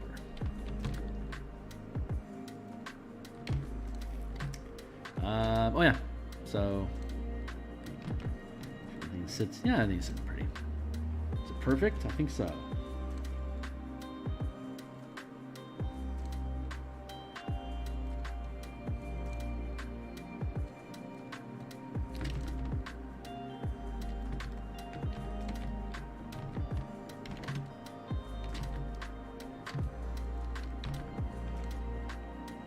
Maybe not quite.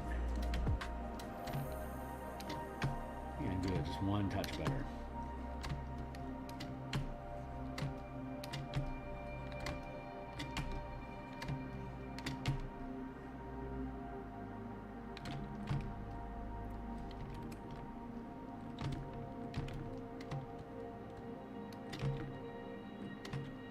Oh, very yes. Very, very yes.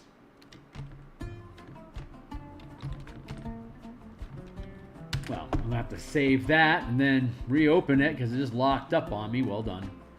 Well done. Let's keep at it.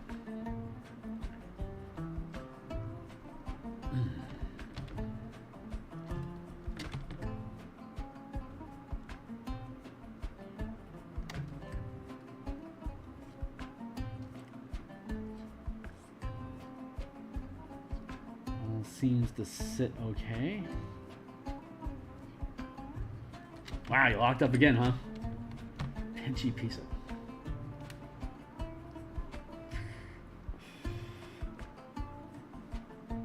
Let's try that again.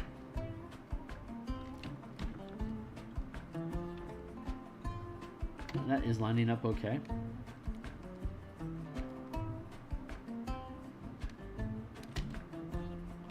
Yeah, this seems okay.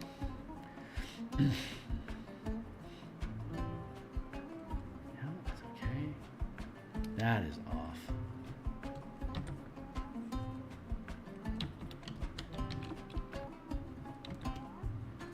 There. Yeah,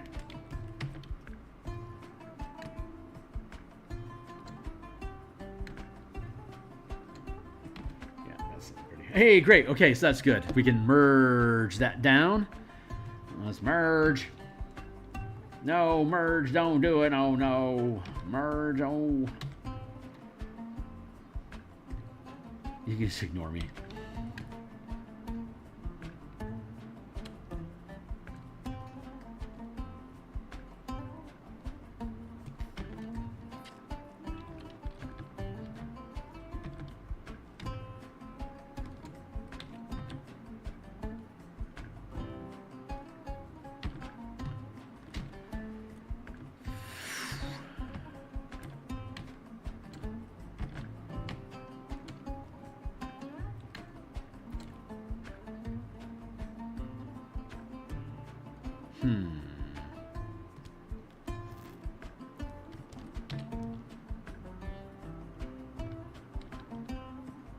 Oof, just.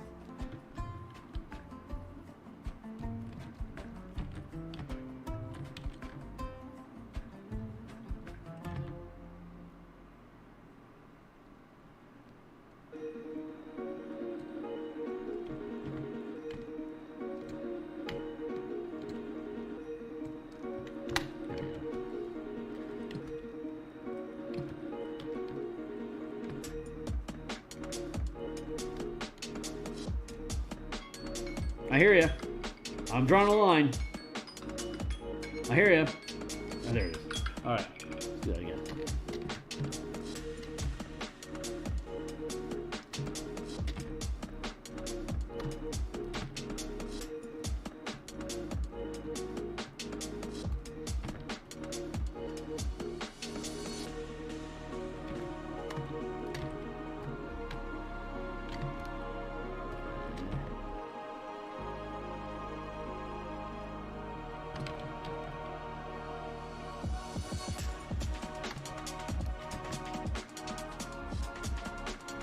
I should really be closer. I can barely see what I'm doing. I'm guessing. See? Sloppy. I can do better than that.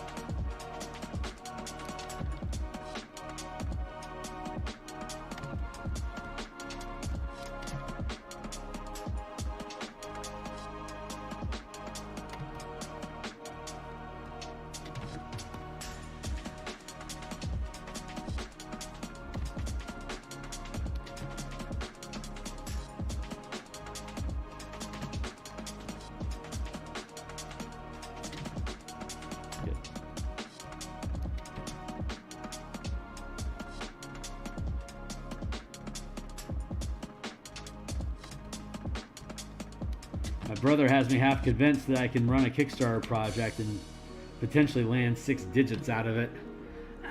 I don't know if that's true or not. I like the sound of it, but I don't think I'm quite there yet. Hold on. Did I do this right?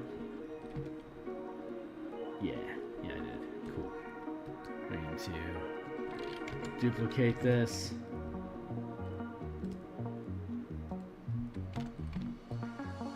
I think I need a bigger following base before I dive into kickstarting. But I think once I feel confident to do Kickstarter projects, I think I'm going to land them. I think they're going to successfully execute. I think I'm going to get paid, at least a few $1,000s for my effort, and have the grace of the community that's supporting it to give me the time it's going to take to get it built right. But I'm really looking forward to doing Kickstarters because I will, be able to build them literally right here. Exact same stuff that we're doing right now.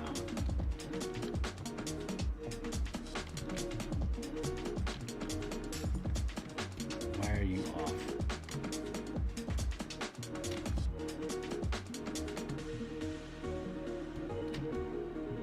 No, you're not off anywhere else.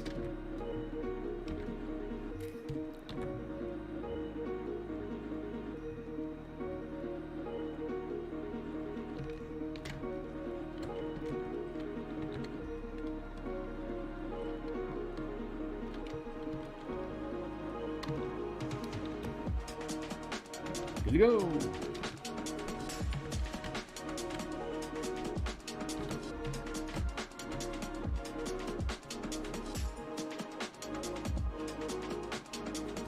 Oh, yeah, right.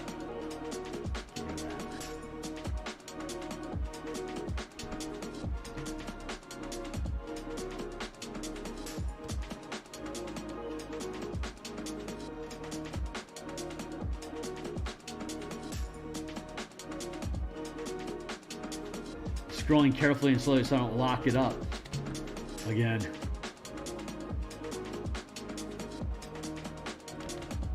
There.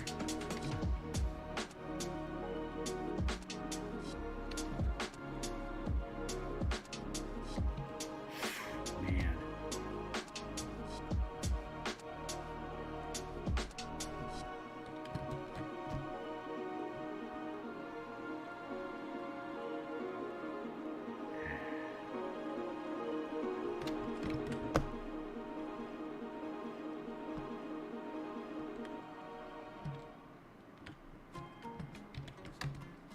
I did not do this right. There we go. Okay, that's done right.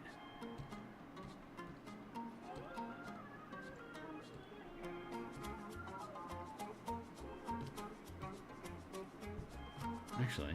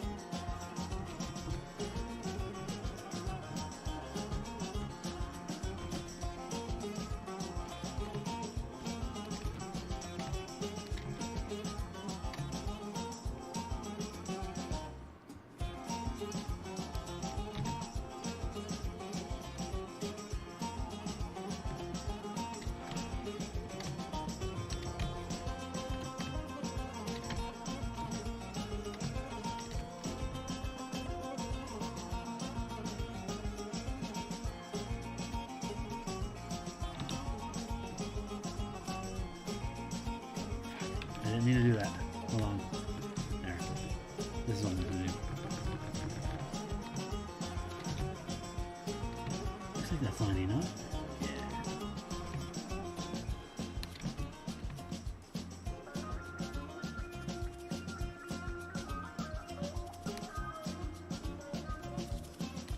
Oh, what?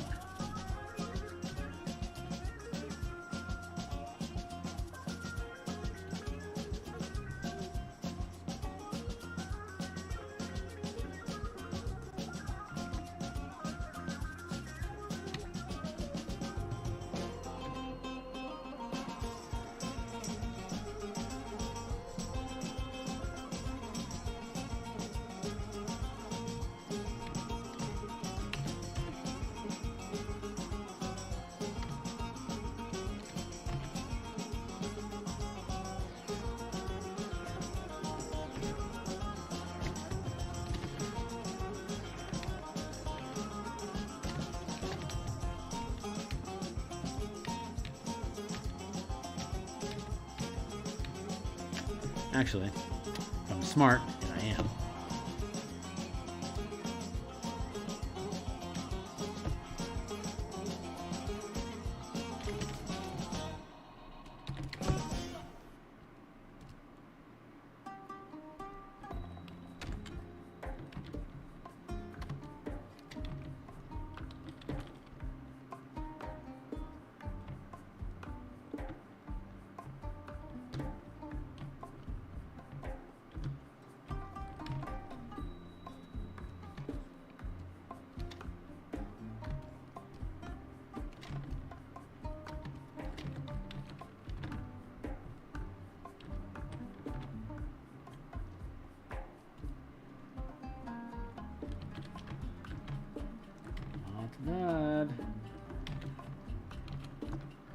Not bad at all. Okay, that's a good lineup.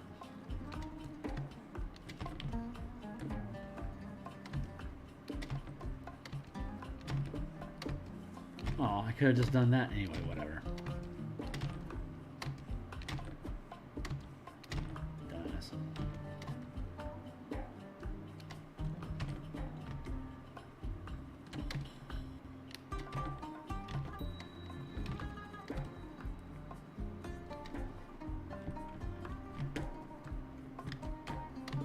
Make sure these are all lined up nicely. They all are all nicely lined up, so we're going to merge those layers. Then let's pull this rough forward a little bit.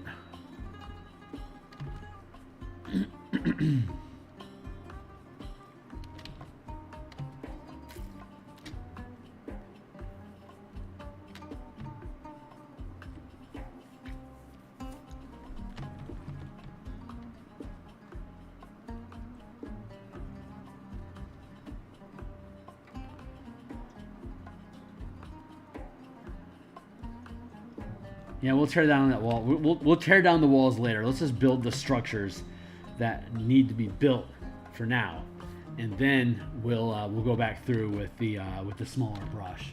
We're on a 4-inch brush right now for building obstacles, and then once we tear holes in these things, it won't be obstacles anymore. So that drops them down to a 3, which is major details, and then 2 is like minor details inside of that.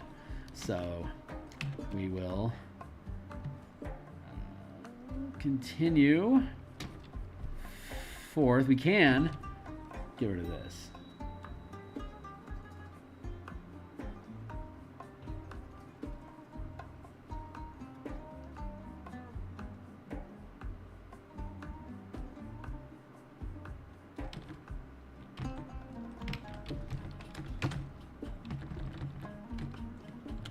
What? Oh yeah, that's appropriate. Nope. Get out of there, Scallywag. Thank you. That is appropriate.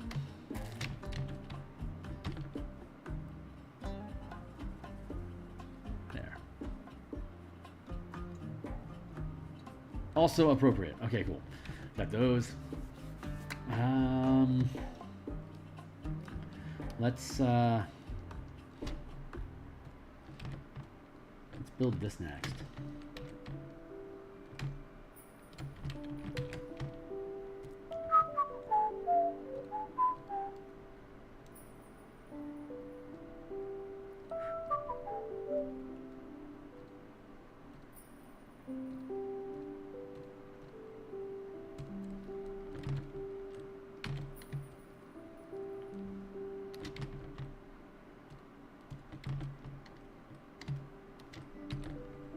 Can I line that up better? I feel like the answer is supposed to be yes.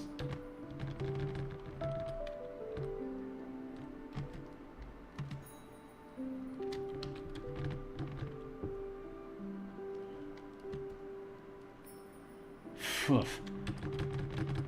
Man, who drew this piece of crap?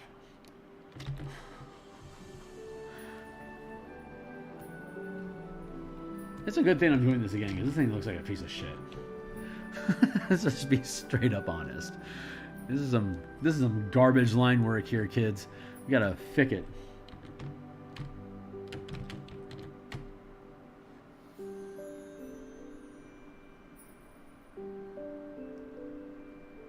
Do the outer perimeter.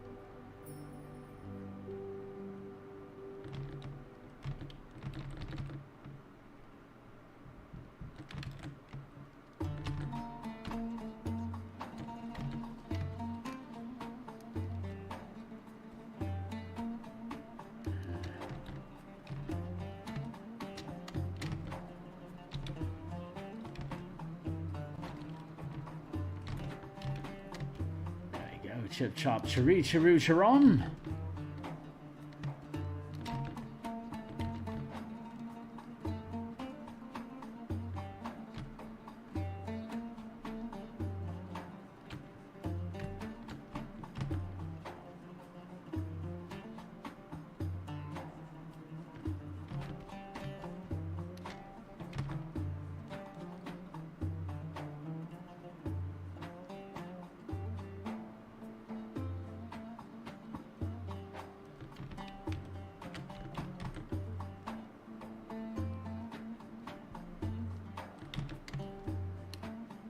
I can be smarter. I can be smarter than this. So let's be smarter. I can build it like this.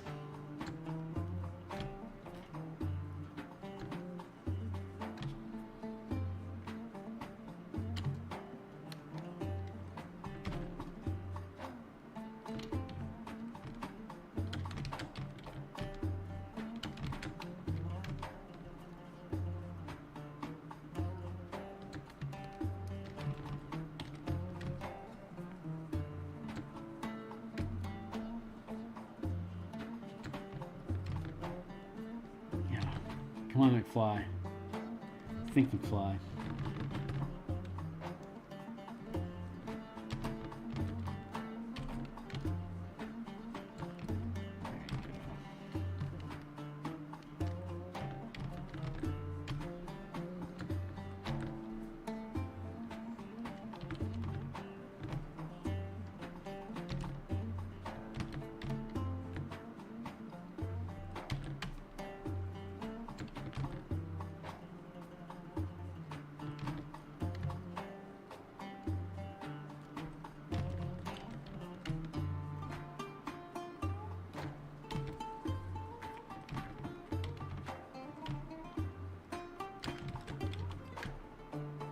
There we go.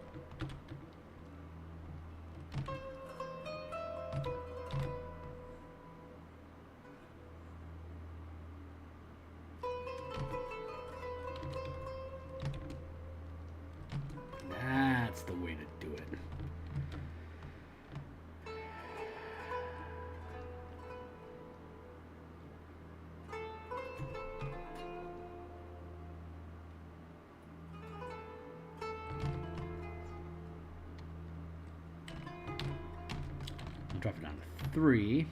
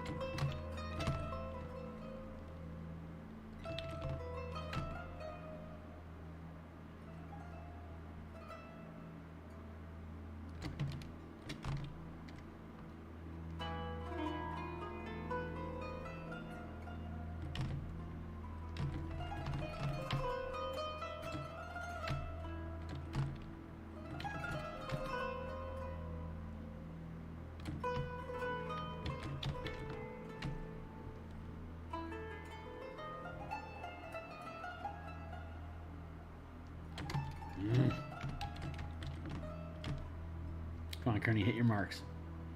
Fuck it, whatever, dude.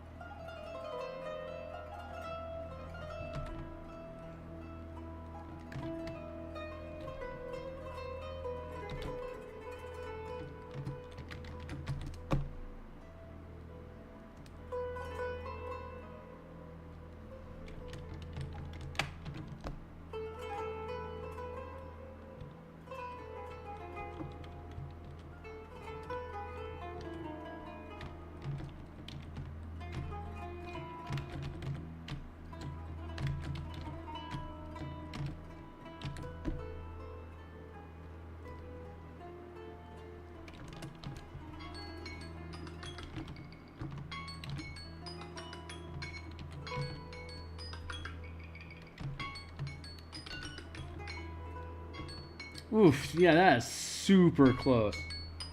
I'm gonna give myself another 20.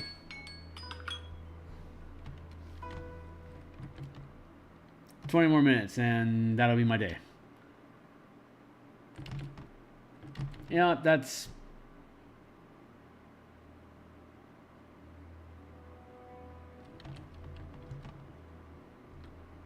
pretty damn close.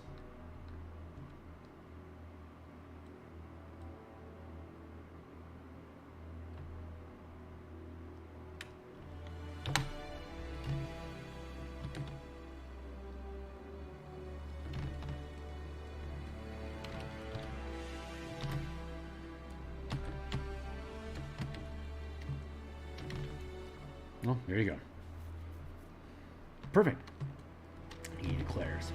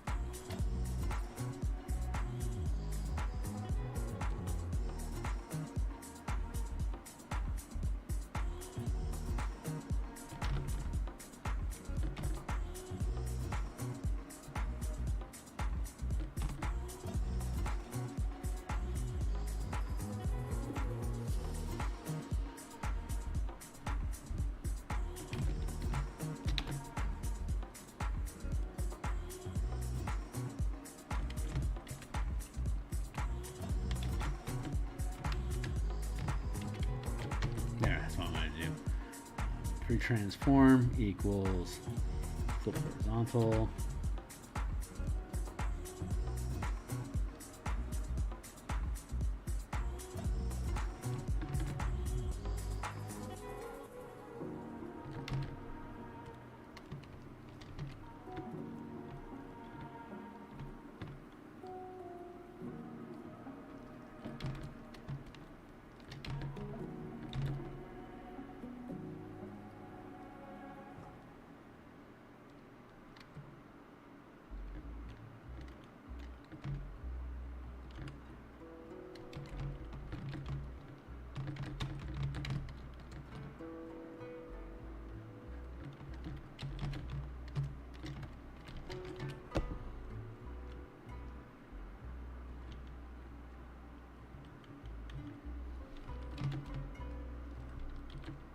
Oh yeah, that lined up nicely.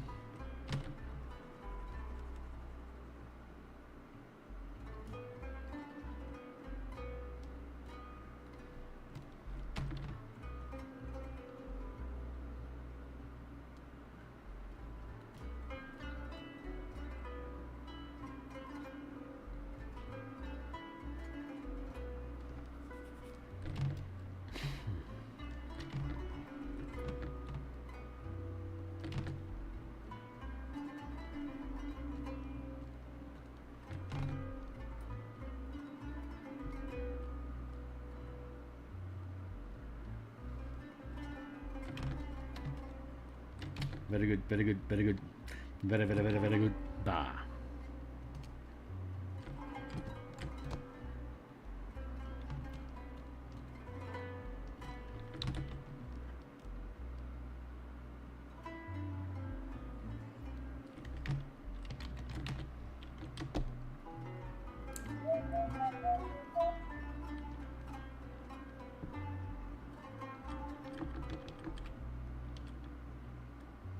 Not bad, Carney. Not bad.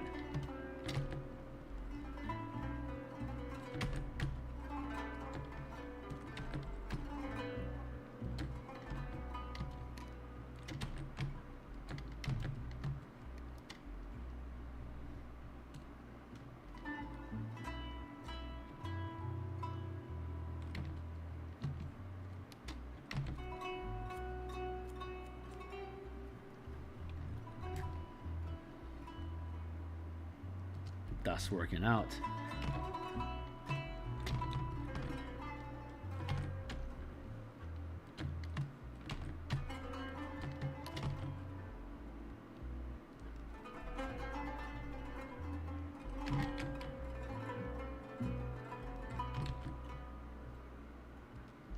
Those edges just a touch.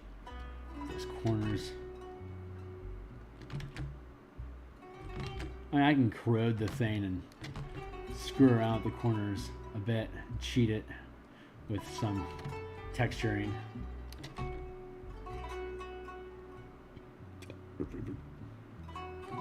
Oh my god, putting crystals in this place is going to be so fun.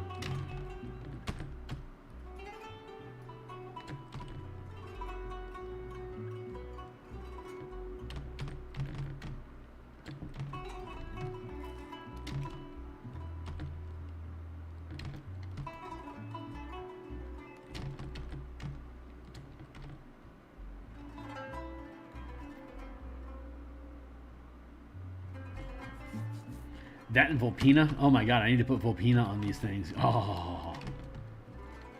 Vulpina Lotharia creates stinking cloud effects. Walk into its space and it has saving throw versus poison. And some of the undead project vomit that stuff. So if it splatters you, you end up having to make a Constitution saving throw, and if you fail the DC, then you're sickened for the round and can't take any action until you get the crap off of you, which is also, I believe, super fun. Super, super fun. Super. All right, let's keep building.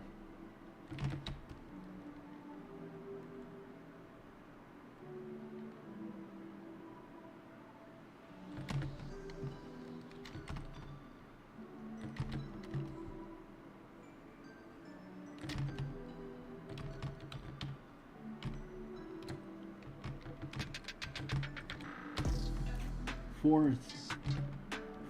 There we go.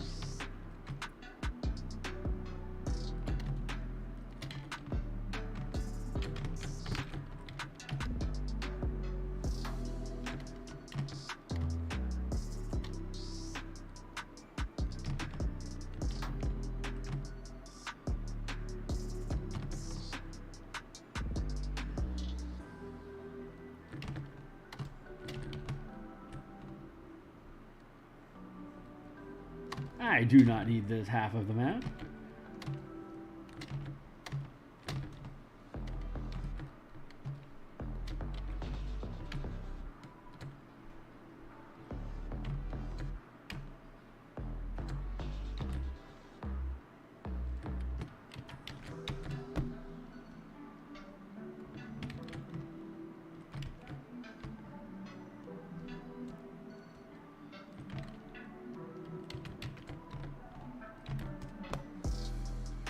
Transform equals flip horizontal.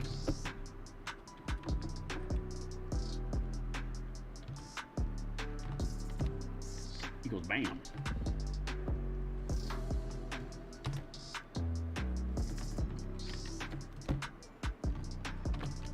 There.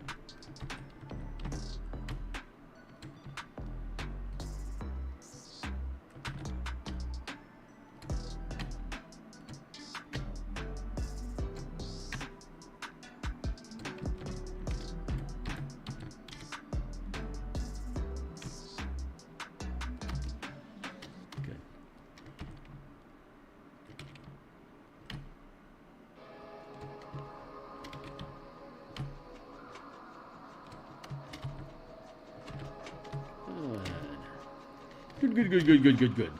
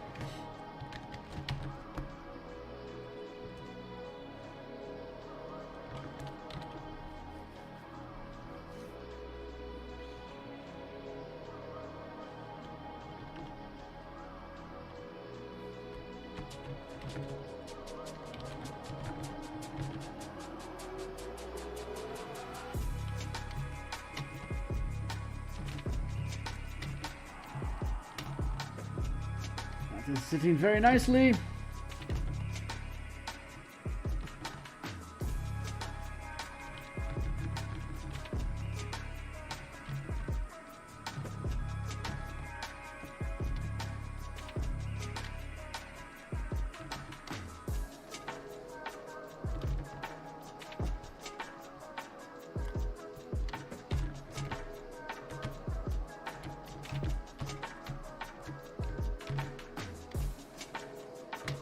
Look at that nice action coming on here.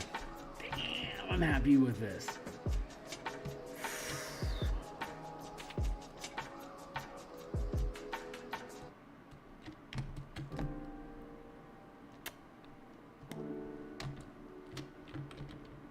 Still sitting on 3.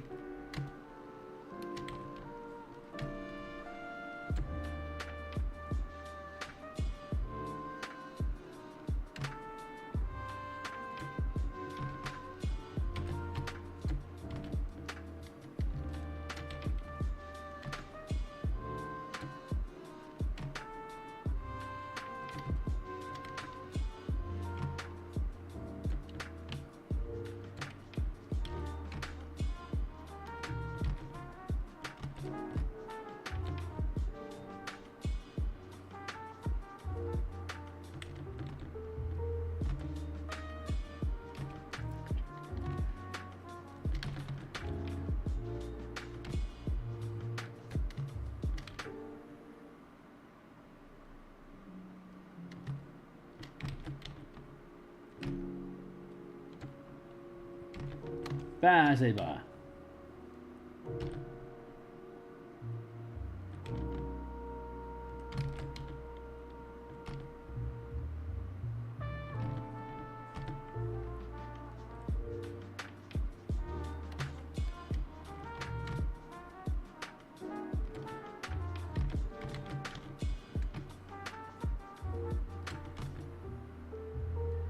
I hear ya. I swear that I hear ya. It is 9:30 here in Seattle. It is time for me to shut her down for the night. So free transform equals flip vertical. Push this down.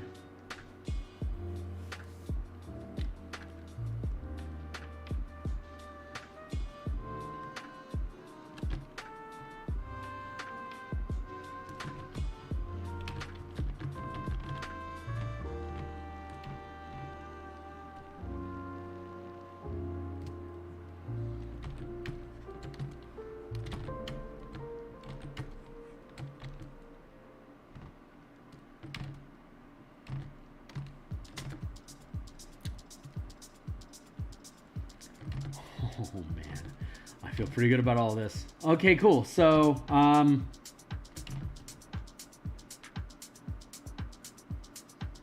interior there.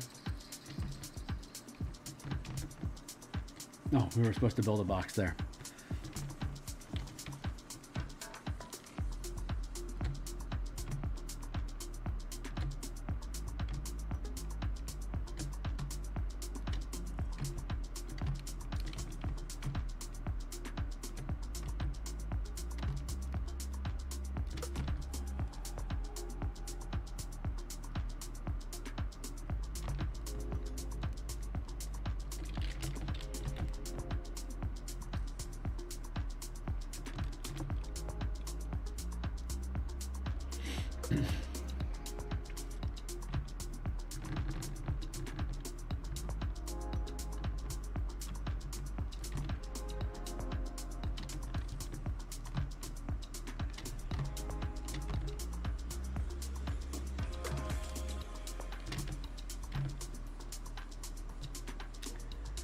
Merge down again.